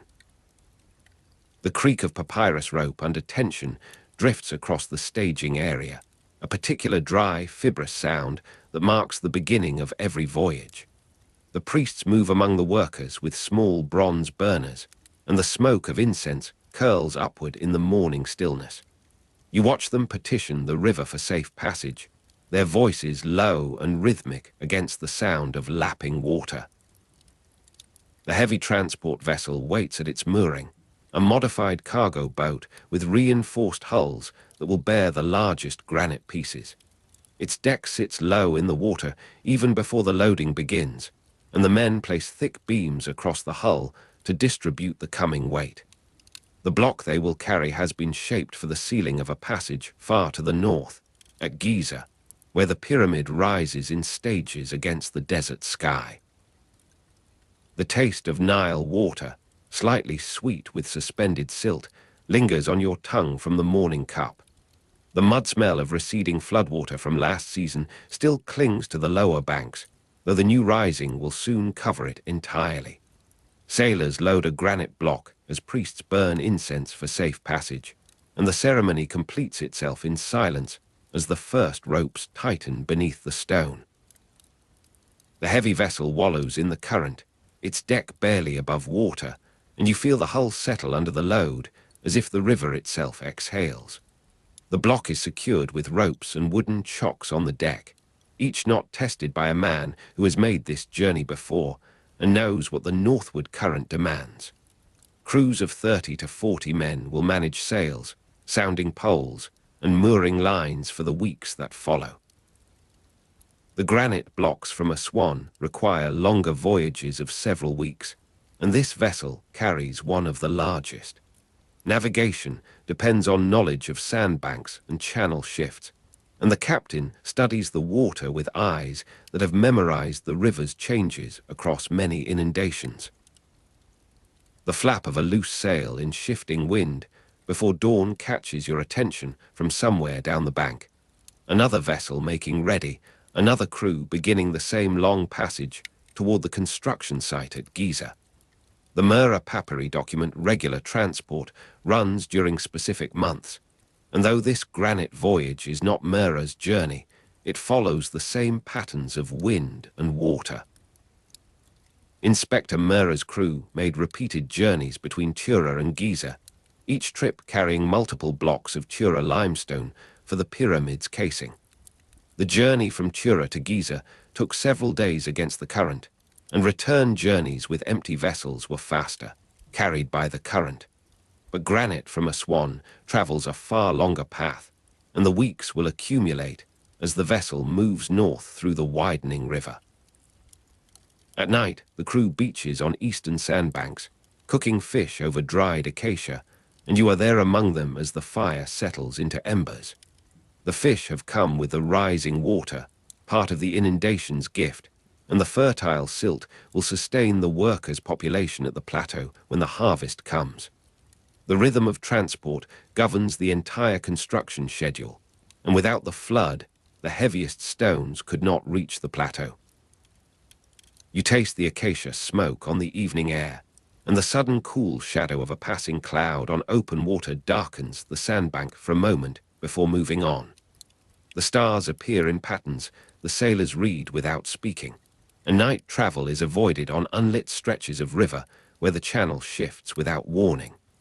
The papyrus records note delays caused by adverse winds and low water, and the captain has planned for these possibilities in the provisioning of the vessel. The creak of papyrus rope under tension sounds again as a man checks the granite's lashings by firelight, the particular dry, fibrous sound now familiar to your ear. The mud smell of receding floodwater on the riverbanks seems distant here, replaced by the sharper scent of the acacia burning down to white ash. Morning comes with the river mist still clinging to the water, and the crew pushes off from the sandbank before the sun clears the eastern cliffs. A northbound convoy passes the cliffs of Thebes, their painted tombs invisible in darkness, and you see the other vessels as shadows against the pale water, their sails barely filling in the light air. The granite waits in its chocks, patient as the geology that formed it, and the weeks of voyaging continue their measured passage. The days accumulate in the repetition of sail and sounding pole, in the careful reading of the water's color that tells of depth and hidden sand. Barges could then reach the base of the Giza Plateau directly when the inundation reached its height, and this vessel will arrive at that season's peak. Near Memphis, the captain calls soundings as the channel narrows toward Giza, and you stand at the rail watching the pole rise and fall in the waterman's hands. The river has brought you through landscapes that changed from the narrow valley of the south to the broadening plain of the north, and now the delta approaches with its branching waters. The sudden cool shadow of a passing cloud on open water moves across the deck, and for a moment the heat releases its hold before the sun returns. The memory of priests burning incense for safe passage persists in the careful attention the crew still gives their cargo, though that ceremony belongs to the voyage beginning. The season of Akhit, which lasts from roughly July to November, provides the window through which all this movement passes. The river and its connected canals have risen to cover the floodplain, and you see the evidence in the submerged fields, the water reaching to the bases of palm trunks, the life of the land transformed by the annual rising.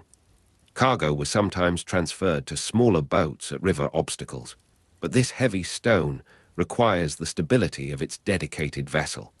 The particular dry, fibrous sound accompanies every adjustment, every response to the river's changing mood. The mud smell of receding floodwater on the riverbanks will come again at the journey's end, when the water withdraws and the work of moving the stone from vessel to ground begins. The crews of 30 to 40 men manage sails, sounding poles, and mooring lines with a coordination that requires no spoken command. Night travel was avoided on unlit stretches of river, but here the channel is known, and the moon provides enough light to proceed. The inundation also brought fish and fertile silt, sustaining the workers' population, and you have eaten that fish at the evening fires, tasted the richness that the flood deposits upon the land. Without the flood, the heaviest stones could not reach the plateau, and the architecture of the age would remain impossible, a dream unbuilt in the minds of its architects. No vessel returns empty from a swan, for even the passage north requires stores and equipment that must be replenished. The granite blocks from a swan required longer voyages of several weeks, and this voyage has fulfilled that measure, the days accumulating toward their purpose. Special heavy transport vessels were used for the largest granite pieces, and the modified cargo boats with reinforced hulls have proven their worth across the long passage. You watch the men check each fastening as the destination nears, their hands moving with the automatism of long practice. The creak of papyrus rope under tension sounds more frequently now, the particular dry, fibrous signal of preparation and adjustment as the mooring approaches. The mud smell of receding floodwater on the riverbanks mingles with the sharper sense of construction, of timber and dust, and the labor of thousands. The ordered furling of canvas replaces the random flap of wind-loosened sail, the controlled movement of a vessel coming to its appointed place. The block is winched onto rollers as the water recedes, its journey half complete, and you stand upon the bank at Giza watching the transfer begin.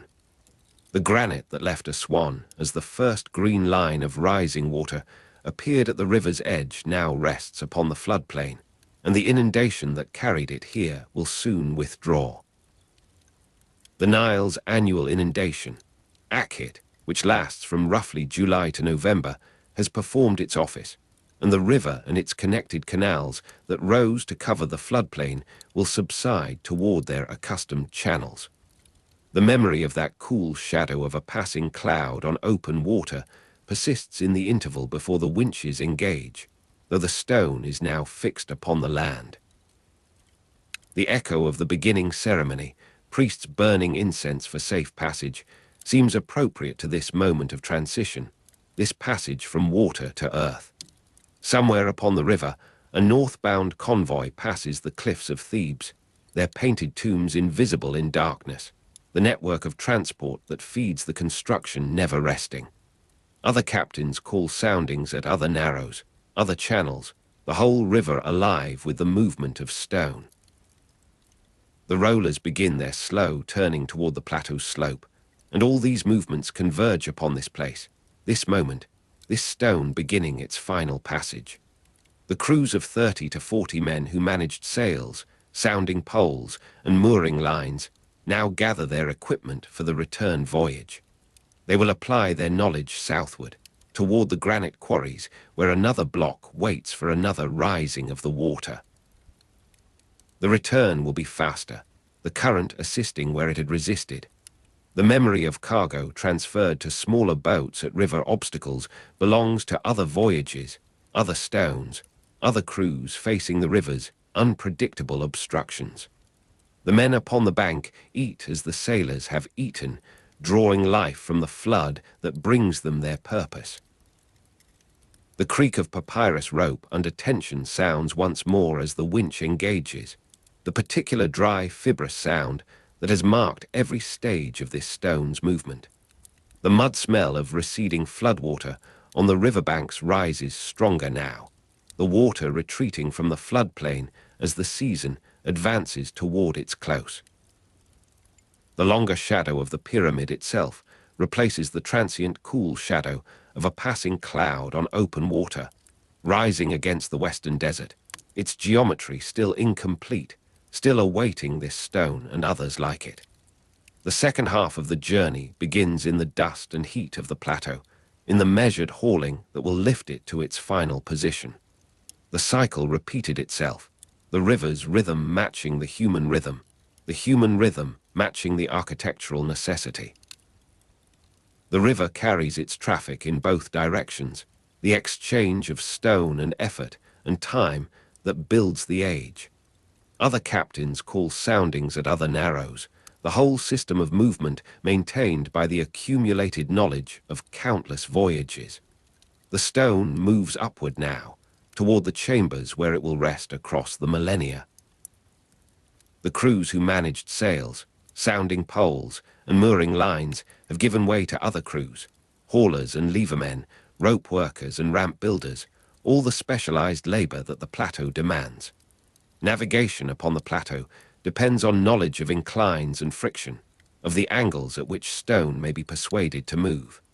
Night work continues upon the plateau by torchlight, the construction never pausing, the schedule pressing forward toward its distant completion. The plateau knows its own delays, its own moments when the stone resists the intended movement, when the methods must be adjusted, recalculated, applied with greater care.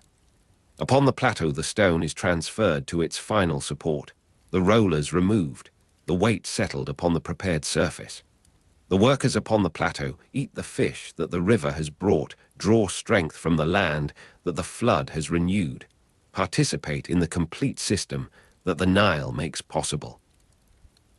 The rhythm continues now in the slower tempo of land movement, the stone advancing by cubits where it had advanced by miles. The plateau receives this heaviest stone, accepts it into its ascending mass, incorporates it into the structure that will outlast the dynasties that raised it.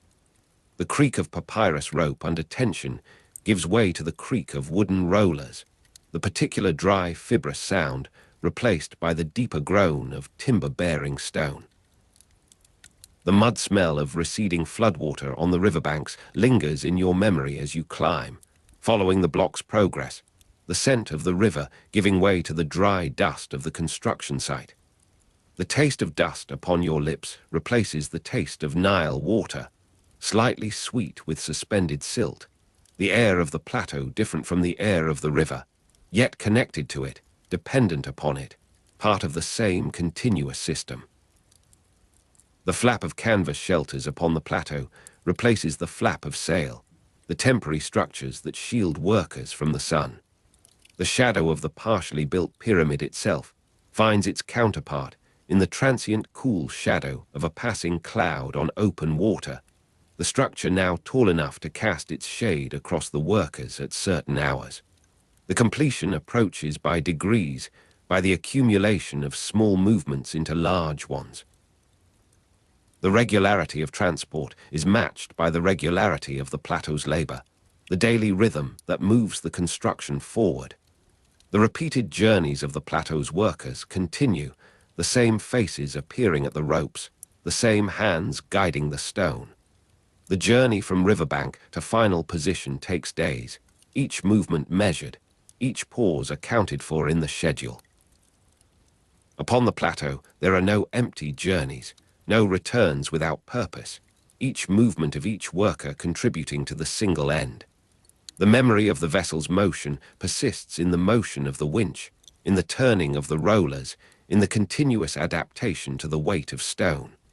Upon the plateau, the night fires burn for other purposes, for warmth and light, and the preparation of the morning's work. The darkness conceals nothing, the torches marking the positions of labor across the hours of night. The surveyors call measurements, the architects verify positions, the whole system of knowledge applied to the precise placement of each stone. The completion nears, the stone approaching the chamber where it will rest, the passage where it will form the ceiling, the architectural element that its particular dimensions were always intended to fulfill. The weeks of voyage from Aswan are past now, compressed into the stone's presence, its availability for the final movement. The vessel that brought this stone has performed its function, has returned to the river's traffic, has become part of the continuous cycle. The stone is secured in its final position, the ropes replaced by mortar, the chocks by the precise fitting of stone to stone. The smaller crews who complete the placement have taken over from the larger, the specialists who ensure the level, the alignment, the architectural integrity of the finished work. The navigation of stone upon the plateau depends on knowledge of inclines and weights, of the properties of materials under stress, of the accumulated engineering that the age has developed. The night work upon the plateau continues, the torches providing the necessary light, the labor proceeding in shifts across the darkness hours. The plateau knows delays of its own, the stone that resists placement, the weather that interrupts the hauling, the countless small obstacles that the work must overcome. The creak of wooden rollers, the deeper groan of timber-bearing stone marks the final stages of placement. The scent of the river gives way to the dry dust of the construction site, yet the connection persists, the dependence remains, the continuous system complete. The shadow of the partially built pyramid itself falls across the workers at certain hours, the geometry rising against the western desert. The completion nears, the stone approaching its intended place. The vessel has returned to the river's traffic, part of the continuous cycle that feeds the construction. The stone is secured in its final position, the mortar set, the precise fitting of stone to stone achieved. The specialists ensure the level, the alignment, the architectural integrity of the finished work, and the chamber receives its ceiling, the passage its capstone. The granite from Aswan finds its purpose in the rising monument at Giza. You are standing at the northern edge of the pyramid's foundation, where the desert meets the first course of finished stone, and the morning sun has not yet burned the chill from the sand. The particular give of wet clay under a wooden runner presses upward against your feet as you shift your weight. The clay slicked across the prepared track, in a glistening layer that catches the low light. Around you, the work gang moves with the unhurried precision of repetition, of bodies that have learned this labor through seasons of practice. A block waits on the ground before you, its limestone surface still bearing the rough marks of the quarry, its weight enough to demand respect from every muscle in the hauling team. The winch creaks as the rope takes tension, and you feel the vibration travel through the air between you and the wooden mechanism. The block rises a finger's width, settles onto the sledge that has been waiting beneath it, and the runners press deeper into the wet clay. Water had been poured across this surface before dawn, and more will be added as the day warms and evaporation threatens the necessary slickness. The first ramp begins where the foundation ends, a broad avenue of mud brick and rubble rising at that gentle angle which the engineers have determined through trial and the accumulated memory of previous constructions. No definitive evidence identifies the exact ramp system used at this pyramid or any other, and the men who built this one left no papyrus explaining their choices, no inscription celebrating their innovation. What remains is the structure itself, and the silent testimony of discarded tools, of wear patterns on surviving blocks, of the spaces where ramps once stood and were later removed. Multiple ramp configurations have been proposed by engineers and archaeologists who have measured and calculated and debated across centuries, each proposal carrying the authority of mathematics and the uncertainty of reconstruction. The gang of 40 men leans into ropes of papyrus and half a grass, twisted and plaited into cables thick as a child's wrist, their chant steady as the block inches upward along the prepared surface. You are positioned near the sledge now, one of several who walk alongside to steady the load, to place additional rollers where the terrain demands, to pour more water where the clay begins to dry and grip. These same ropes, twisted and plaited, haul loads in teams such as this one, 40 men matched in height and stride, so that their pull remains even, so that the block does not talk or bind against its guides. The chant they maintain is not music, but mathematics made audible, a rhythm that coordinates breath and effort, that prevents the confusion of unsynchronized strain. Above them, masons chip the previous course smooth, their waste tumbling down the face in a continuous cascade of limestone fragments that collects at the base of the pyramid and is gathered for reuse. The dry rasp of limestone on limestone before mortar is applied reaches you even at this distance, a sound like distant thunder that never quite resolves into storm. The masons work in a line across the course they are finishing, each man responsible for a specific width of stone, each strike of the chisel calculated to remove exactly the material that must go. Their waste, the chips and splinters of dressing, does not go to waste. Limestone chips and gypsum debris from quarrying provided ramp fill material that built the very avenue upon which you now walk. The sun climbs higher, and the taste of dust in the back of the throat after a day on the ramp begins to announce itself, a gradual accumulation that no amount of river water fully clears. You are no longer at the base, but partway up the slope, the pyramid's finished courses rising in stepped precision to your left, the ramp continuing its diagonal ascent to your right. Around you, other blocks are in transit, other gangs are chanting their own rhythms, and the plateau has become a city of temporary purpose, a population in constant motion toward a single vertical destination. The ramp grows with the pyramid, a temporary mountain of brick and debris that must itself be supplied, maintained, and eventually dismantled as the work progresses. Mud brick and rubble ramps were likely used, dismantled as the pyramid rose, their materials returned to the clay pits and quarries from which they came or incorporated into the growing structure itself. You pass a team of brickmakers at work beside the ramp's lower reaches, their forms and their straw-tempered mud producing the units that will extend the avenue tomorrow, next week, next month, as long as the pyramid continues its ascent. The heat of their kilns reaches you as a faint warmth against your legs, a memory of winter that persists into the growing day.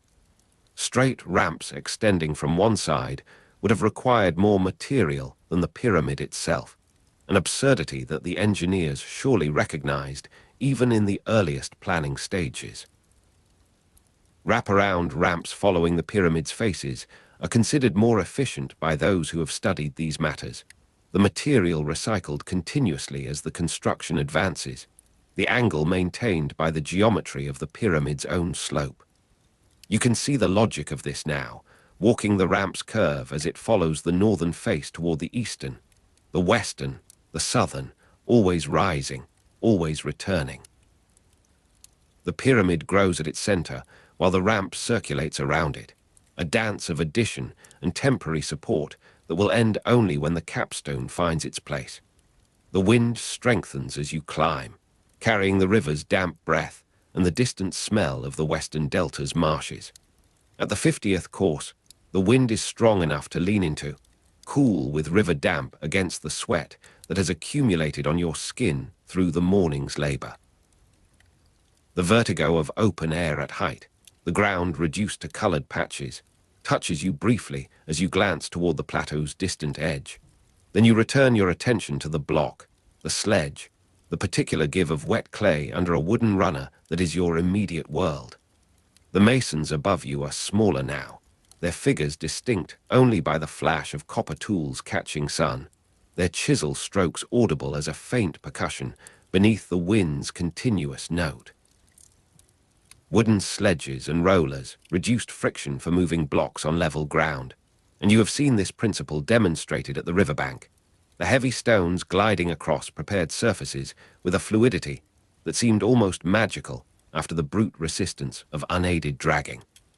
Water or wet clay was poured before sledges to further reduce friction, the liquid medium that separates solid from solid, that transforms the problem of movement into one of controlled guidance. You pour now from the leather bucket you carry, the water spreading across the clay in a sheen that mirrors the sky's pale blue, that prepares the way for the block that follows minutes behind. The angle of ramps could not exceed approximately 1:8 for loaded sledges, a ratio that limits the steepness and therefore determines the length, the material required, the labor of construction and maintenance. You feel this limitation in your calves as you walk, the gentle but persistent grade that would become impossible if doubled, if the engineers had demanded haste over sustainability. The ropes of papyrus and Hafa grass, twisted and plated, would not maintain their grip at steeper angles. The sledges would begin to slip backward. The whole system would fail into chaos and injury. The builders understood these constraints through generations of experience, through the accumulated failures and adjustments of previous monuments, through the patient observation of what works and what does not. As the pyramid grew, blocks were moved along the faces to reach working levels, the finished surfaces serving as temporary roads for the continuing construction. You watch this now, a block being transferred from the ramp to the pyramid's own geometry, the sledge runners finding purchase on the dressed stone, the gang adjusting their angle of pull to follow the new path. The warmth of sun-heated stone against the palms when steadying a block is a sensation you have learned to expect, the stone's thermal mass absorbing the morning's accumulation and releasing it gradually against your skin. The block settles, is levered into approximate position, and the masons descend upon it with their chisels and their measuring cords, their gypsum mortar prepared in buckets nearby. The grand gallery's corbelled roof was constructed before the final courses above, an internal achievement that had to precede the external completion, a chamber built from within rather than excavated from without. Internal chambers and passages were built as the core rose, not excavated later, a truth that the pyramid's solid mass makes self-evident once considered. You are not inside now, but you have walked the ascending passage with its polished limestone walls have felt the air move through the spaces that were never meant for human habitation, but for purposes the builders kept to themselves. The ventilation shafts were aligned to specific stars as the pyramid grew, their angles adjusted course by course to maintain their celestial orientation, a marriage of astronomy and architecture that required constant recalculation as the structure rose. A dropped chisel falls for seconds before striking the ground, a warning to all who work at height, the sound of its impact reaching you after the visual fact, the separation of light and sound that distance creates. You did not see the man who lost his grip, only the tool's arc, the flutter of its descent, the small cloud of dust that marked its arrival. The mason above does not descend to retrieve it, has already taken up another from the leather roll at his waist, continues his work with the fatalism of one who has seen this before, who knows that tools are replaceable and momentum is not.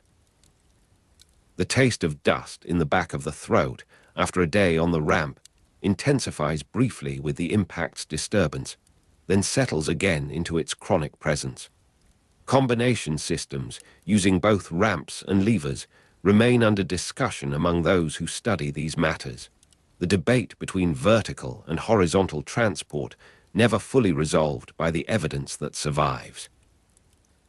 You have seen levers in use, the wooden beams and their fulcrums, the mechanical advantage that transforms human weight into lifting force, the careful coordination required to raise a block without losing control of its descent. The final courses required the smallest ramps or lever systems alone, the working space diminishing as the pyramid narrowed toward its summit, the ratio of effort to progress becoming ever more demanding. The workforce reduced in stages as the summit approached, the broad gangs of hauliers no longer required when the blocks could be counted in dozens rather than thousands, when the problem had become one of precision rather than volume. You are among the reduced crew that remains, the skilled and the patient, those who can work with the vertigo of open air at height, the ground reduced to colored patches that swim in peripheral vision if you allow your gaze to drift. Each block was dressed to fit with irregular joints filled with gypsum mortar, the precision of the whole achieved through the accommodation of individual variation. The core masonry was less carefully finished than the casing, a distinction that matters only to those who will see the completed monument, who will never know the rougher stone that fills the interior, that provides the mass without which the precision would be merely superficial. You have worked on both, have felt the difference between the core's approximate placement and the casing's demanded exactitude, the measuring cords and the plumb bobs and the sighting lines that govern the visible surfaces.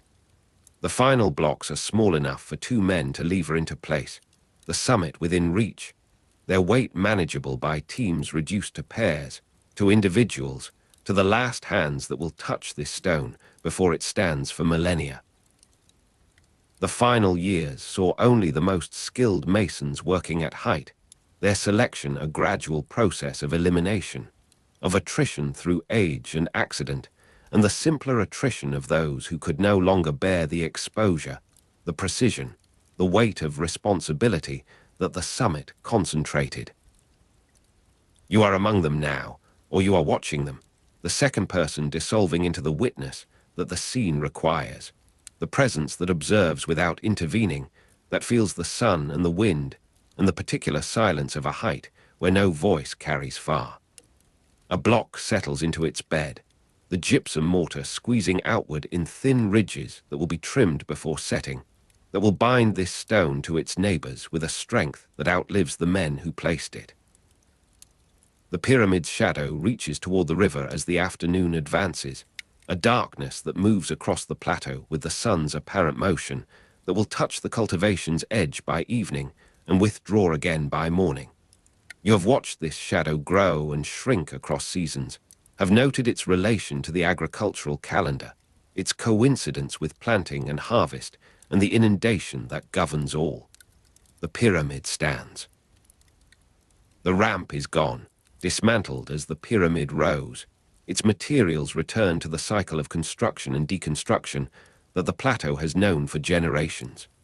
You are standing at the summit, or you are no longer there, the second person dispersing into the future that this structure was built to address, the witness that continues as long as the stones remain, as long as the alignment holds, as long as the stars that govern the shafts still rise and set in their appointed patterns. The wind continues, cool with river damp even at this height, even in the silence that follows the chisel cessation, the gang's dispersal, the gradual emptying of the plateau that the completed monument now dominates.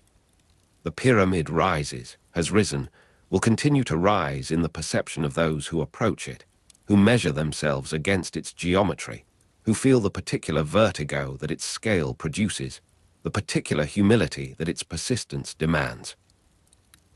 No definitive evidence identifies the exact ramp system used, and this uncertainty becomes part of the monument's power, the silence at the heart of its achievement, the space where imagination must supply what documentation cannot. Multiple ramp configurations have been proposed by engineers and archaeologists, each proposal a tribute to the problem's difficulty, each a recognition that the solution, whatever it was, must have been elegant, must have been sufficient, must have been carried out by hands not so different from yours, by bodies that felt the same clay, the same dust, the same warmth of stone against palm, the same vertigo of height, and the same steady return to the work that the height required. The desert night has settled across the plateau with the completeness that only arid lands permit, and you are standing on a limestone shelf that will not see stone laid upon it for many weeks yet. Above you, the sky has become a depth of scattered light so dense that the darkness between the stars seems itself a kind of substance, a medium you might breathe if the air were not already so thin and cold. The chill of desert night on exposed arms while watching stars has drawn your linen closer about your shoulders, though the astronomers beside you have long since ceased to notice such discomfort, their attention fixed upon the turning of heaven above the black horizon. The particular silence of absolute dark before moonrise wraps the plateau in a hush that no daytime visitor would recognize, a silence so profound that the soft scrape of sand under a shifting foot sounds like a deliberate signal. Around you, the astronomers have arranged their instruments with the care of men who know that error in this first preparation will multiply through every course of stone to come. The pyramid's base is aligned to true north with remarkable precision, and this precision must begin here, in the dark, before any corner stone is quarried or any ramp is raised.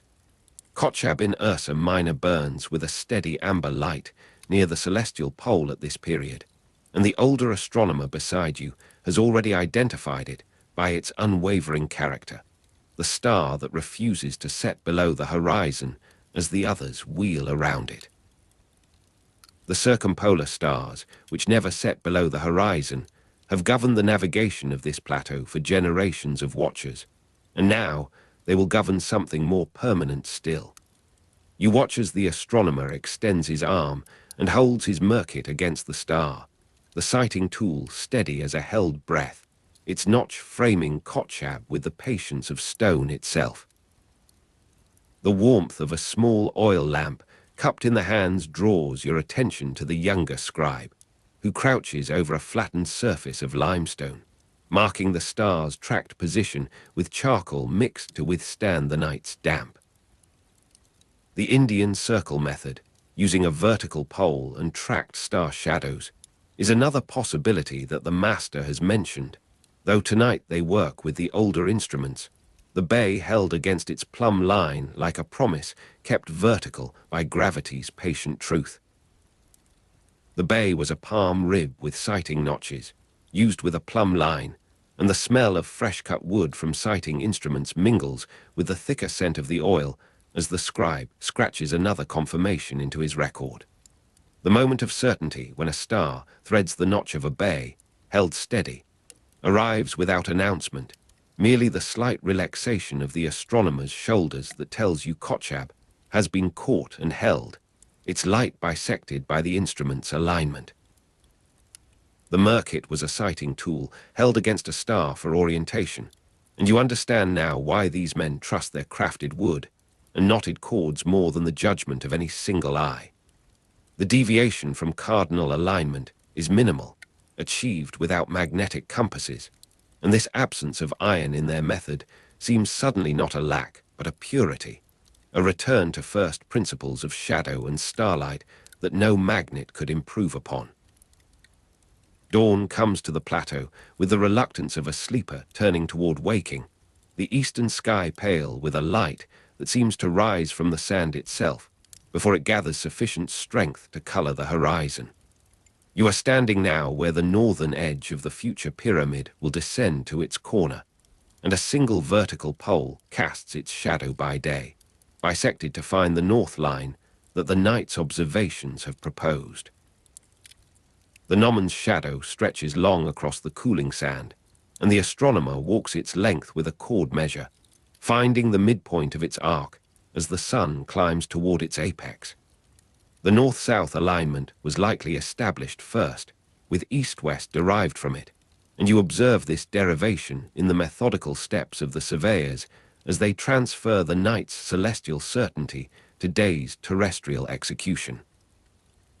One proposed method used the circumpolar stars, which never set below the horizon, and now that method yields to another, the shadow's geometry confirming what Kotchab's steady light suggested.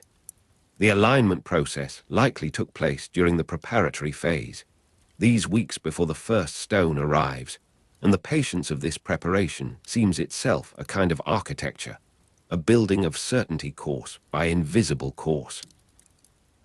The first cornerstone is set when the morning star rises precisely in the eastern notch, and you feel the slight tremor of anticipation as the surveyors position their stakes, the thin cord stretched between them humming with tension in the warming air.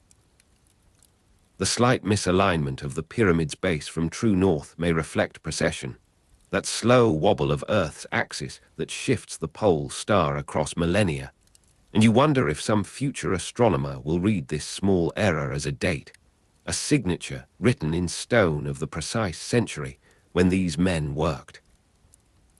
Workmen learn to trust the thin cord stretched between stakes more than their own eyes, and already the laborers gather with the skepticism of practical men, waiting to be convinced that this cord knows naught better than their own sense of the slope, their own memory of every dawn they have witnessed. The limestone block that will mark the corner arrives on wooden rollers, their axles greased with fat that steams slightly in the strengthening sun, and the scrape of stone on wood accompanies its final positioning. The astronomer does not touch the block. He touches only the cord, verifying that the stone's face aligns with the invisible line that connects his stakes to Kotchab's remembered position, to the circumpolar stars of the era that still turn above the vanished darkness. Repeated verification ensured the foundation maintained its orientation as construction proceeded, and this first verification sets the pattern that will continue for years. The cord checked and checked again, as if repetition itself were a kind of prayer against error's accumulation. The heat of midday has driven you to the shade of a temporary shelter, its woven roof casting a pattern of light and shadow that moves with the sun's slow traverse. Around you, the plateau has begun its transformation from observation ground to construction site, though the change is still so slight that a visitor might miss it, seeing only stakes and cords where soon there will be mass and elevation. The interior passages have specific astronomical orientations, and even now the master architect studies his papyrus, transferring the night's star measurements to the angles that will govern the passages yet to be carved, the chambers yet to be hollowed from the rising stone. The descending passage points to the circumpolar stars of the era, and you trace its proposed line with your finger through the air, following the architect's gesture as he indicates how the dead king will descend toward the northern imperishable ones. those lights that never die below the horizon as ordinary stars must. The air shafts from the king's chamber align with Orion's belt and Thuban, and these alignments may relate to the king's journey to join the imperishable stars, a journey that begins in life with the pyramid's construction and completes only in death with the pyramid's ceiling. The sarcophagus was oriented east-west, following solar symbolism, and this crossing of orientations, north-south for the stars, east-west for the sun, creates a geometry of cosmic inclusion, as if the king's body will lie at the intersection of every heaven's concern. The afternoon brings a wind that carries the taste of distant cultivation, the Nile's flood plain green with growth that seems impossible from this height of barren stone. You walk the line of the future northern face, and the concavity of the faces is so slight that only the setting sun reveals it in shadow, a curvature planned so precisely that its full effect will require the pyramid's completion, the casing stone's polish, the precise angle of evening light. The pyramid sides are slightly concave, a feature discovered by Petrie's measurements millennia hence, and this concavity may have been intentional to center the casing stones visually, to draw the eye inward toward an axis that no single face can reveal, but all four faces together imply. The surveyors have established their second corner now, and the cord stretches between them with a straightness that seems to deny the Earth's curvature, a line of human intention drawn across nature's irregular surface. At each new course, the alignment is checked, the error never allowed to accumulate, and you observe the method of this prevention in the daily rituals of verification. The cord snapped against stone to test its tension, the sighting repeated each dawn when the air's clarity permits the most distant observation. The smell of fresh-cut wood from sighting instruments returns as new bays are carved, replacements for those that warp in the desert's dry extremes, and each new instrument must be tested against its predecessors before it can participate in the ongoing confirmation of north. The particular silence of absolute dark before moonrise comes again, and you have learned to expect it now, to wait for that depth of quiet that follows the laborer's departure and precedes the astronomer's work. Tonight the master has brought his most experienced assistant, and they set up their instruments with the economy of long practice, the Merkit against the star, the bay with its plumb line verifying the vertical, the scribe's lamp already lit, though his work cannot begin until the observation is complete. Kotchab in Ursa Minor appears in its expected position, and the moment of certainty when a star threads the notch of a bay held steady arrives again. The same star, the same instrument, the same human patience that refuses the convenience of approximation. Surveyors used Merkit and bay instruments for astronomical observation, and their use continues unchanged across the years of preparation, as if the method itself were one of the imperishable things, a technique that never sets below the horizon of human memory.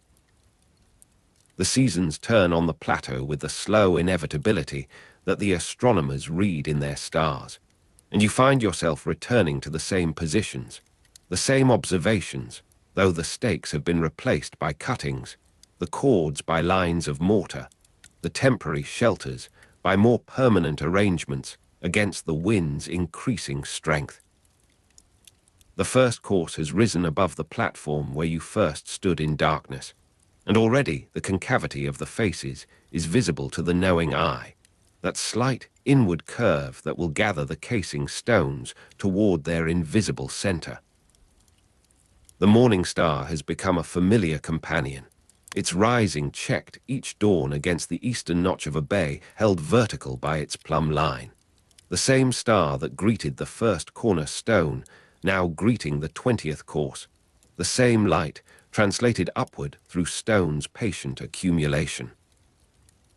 The laborers have learned what the astronomers always knew, that the cord stretched between stakes speaks a truth that the eye alone cannot verify, and their bodies have absorbed this lesson into their movements, the way they lower each block toward its bed of mortar, the way they pause before final placement to check the alignment that their muscles now anticipate.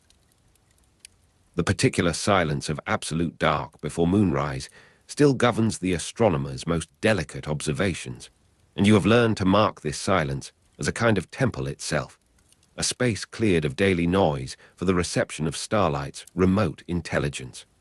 The heat of summer has come to the plateau, and with it a haziness that complicates the dawn observations, the morning star swimming in atmospheric distortion that makes the bay's notch seem inadequate to its precision. The 40th course rises now, and the view from its incomplete surface extends to horizons that the ground-bound observer cannot imagine. The Nile's ribbon visible as a green thread through the cultivation's patchwork, the desert's edge marked by the sudden transition from brown to gold.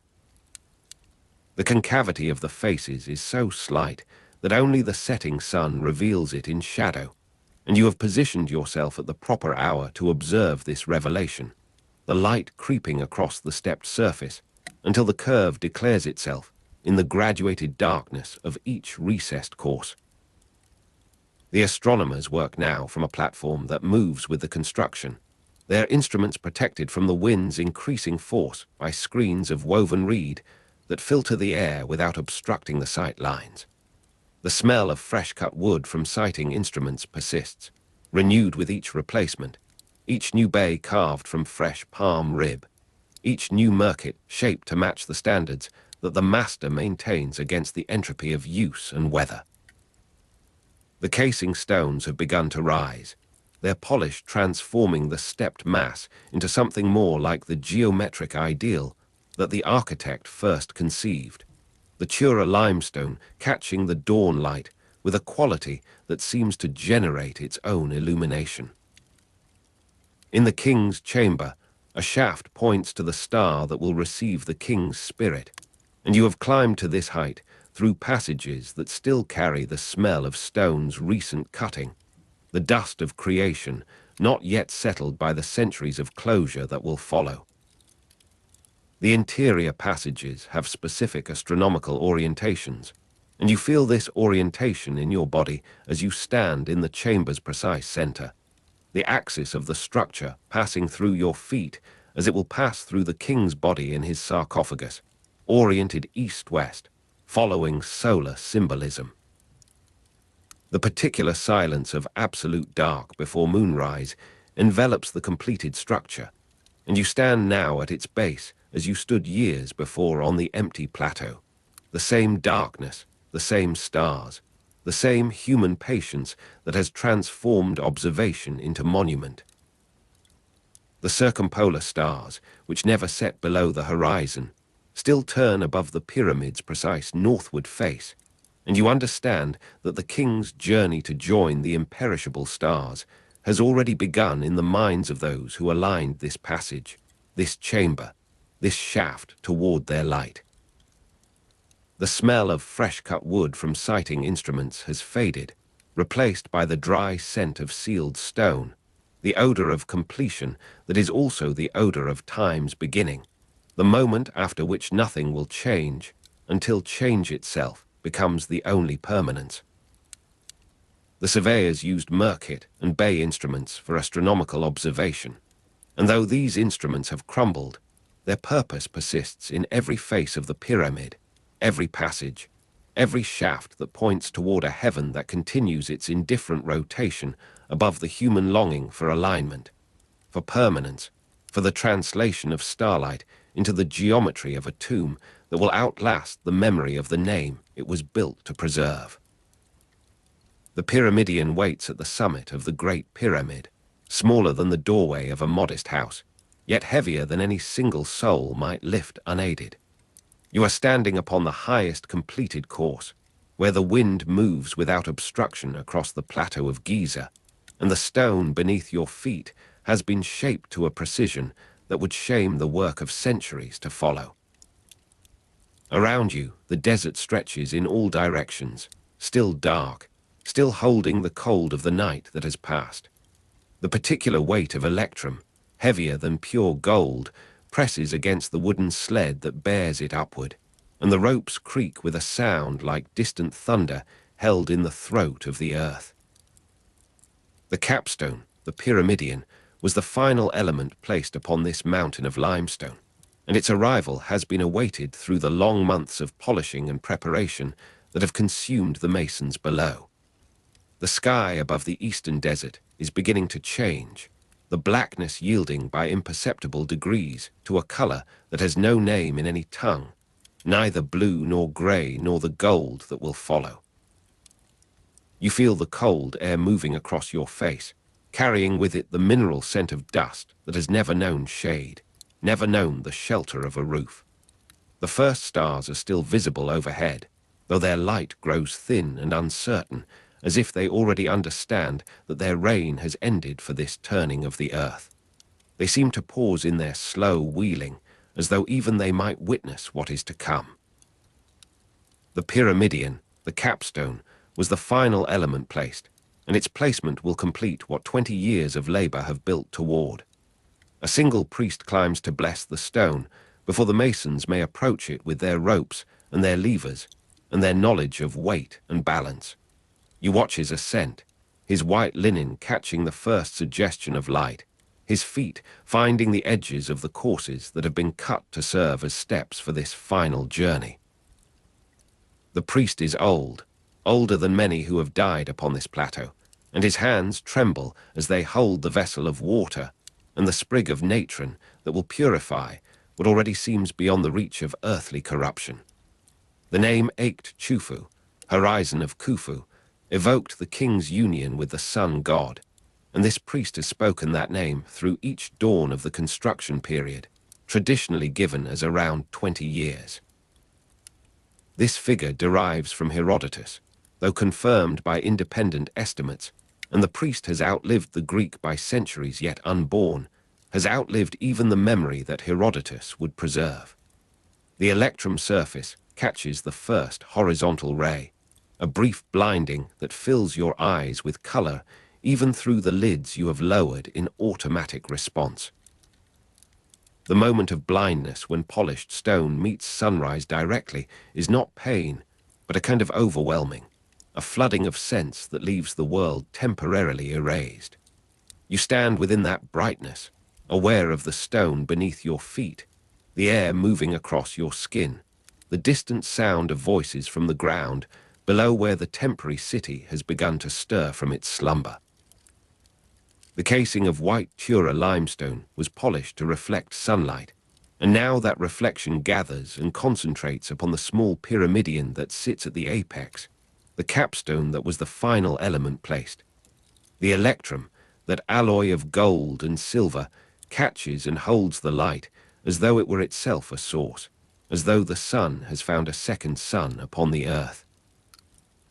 The hollow sound of a finished chamber, no longer echoing with work, reaches you from somewhere within the mass of stone, a chamber that has been sealed and will not be opened in the span of your lifetime, nor in the span of your children's children's lifetimes. The sound is not truly hollow, you understand, but rather the absence of sound, the space that work has left behind when work is finished. The completed pyramid would have been visible for dozens of kilometers across the desert, and from this height, you can imagine that visibility, can trace in your mind the line of sight that would carry its image to the horizon and beyond. The total number of limestone blocks used is estimated at approximately 2-3 million, and each one has passed through human hands, through human intention, through the translation of plan into weight and weight into elevation. Below, the last temporary ramp is being dismantled, its brick returning to the earth from which it was taken. You can hear the work if you attend carefully, the sound of stone striking stone as the facing is removed, the softer sound of earth being shoveled back into the trenches that held the foundation. The workforce at peak has been estimated at 20,000 to 30,000 workers, and now they are dispersing, returning to their villages along the Nile, to the fields that have waited through the inundation and the growing season and the harvest that their labor upon the plateau has caused them to miss. The gradual return of desert silence, absence of 10,000 voices, is not immediate but gradual, a thinning rather than a cessation, the voices becoming more distant, more intermittent, more finally still. A workman who laid the first course 20 years before watches from the ground, his back bent now, his hands gnarled with the labor of 2 decades that have consumed the strength of his youth. You cannot see his face from this height, but you know it, know the lines that the sun has drawn upon it, know the eyes that have watched this mountain grow from nothing, from a cleared platform upon the desert to the thing that now confronts the dawn. The construction period is traditionally given as around 20 years, and this man has lived each one of those years upon this plateau, has raised his children in the shadow of what he was building, has buried companions whose strength failed before the work was complete. The casing's polish is complete, the joints invisible from a distance, and you can trace with your eye the line where one block meets the next, finding it only by the slight change in the angle of reflection, the subtle shift in how the growing light plays upon the surface. The plateau empties of its temporary city, leaving only the permanent settlement to tend the king's memory. You watch the movement below, the carts loaded with belongings, the animals that have been brought to carry what cannot be left behind, the slow stream of humanity that flows away from the pyramid as water flows from a height, seeking the lower ground, the valley, the river that is the true life of this land. The gradual return of desert silence seems almost to have texture, to press against your ears with a weight that is the inverse of sound. The pyramid was already a tourist destination for Greek and Roman travelers, though those travelers are centuries unborn, their languages not yet formed upon the tongues of peoples who do not know that Egypt will endure, that this structure will endure, that the names they give to what they see will become the names by which the world knows what has been built. Its plundering likely began in pharaonic times, if not immediately after sealing, and the knowledge of that future violation seems already present in the air, a shadow that the sunlight cannot dispel. The Arab historian Al-Mamun forced an entry in the 9th century CE, and his name too is unknown, his curiosity not yet kindled, his caliphate a distant possibility in the flow of years that stretches from this dawn. The final capstone setting would have been accompanied by ritual ceremonies, and you stand within the residue of those ceremonies now, the words still seeming to hang in the air, the gestures still traceable in the positions of the priests who have descended to join the dispersing crowd. The pyramid's completion marked the beginning of its function as a tomb, and the body that will occupy the chamber within has already been prepared, already awaits its translation from the realm of the living to the realm of the eternal. Khufu's burial equipment included the reconstructed solar boat found in the adjacent pit, and you can see the mouth of that pit from where you stand, the wooden structure that will carry the king through the hours of the night, already sealed beneath its covering of sand and stone. The mortuary temple on the east side received daily offerings after the king's death, and that temple stands incomplete in this moment, its final courses still being laid even as the pyramid itself is finished, the work of tending the dead overlapping with the work of housing them. The pyramid complex remained an active cult center for centuries, and the settlement that remains upon the plateau will be sustained by that cult, by the offerings that flow from the temple, by the pilgrims who come to stand before what has been built and to feel the weight of its presence upon their own brief lives. The structure's precision was never matched in subsequent pyramid building, and the kings who follow Khufu will attempt emulation, will raise their own mountains upon the desert, but none will achieve this exactitude, this marriage of mass and refinement, this translation of the astronomical into the architectural. The desert fell silent again as the last workers descended, leaving the mountain to eternity, and you remain upon the summit as that silence completes itself, as the final voice fades, as the final footstep upon the lower courses ceases and does not resume. The first stars appearing over a surface that will outlast their names have vanished into the brightness of the day, and the sun now stands fully above the horizon, its light moving across the polished casing, transforming the pyramid into a thing of flame and brilliance that seems to belong to the sky rather than to the earth. At evening, the pyramid is a pale absence against the darkening sky, its purpose fulfilled, and you have descended to stand upon the ground where the workmen watched, where the temporary city stood, where now only the permanent settlement remains, its fires small against the vastness of the desert night. The casing stones were largely removed for building material in the medieval period, though that removal is centuries distant, and in this evening light the casing still stands complete, still reflects the last light with a surface that seems to belong to another order of existence.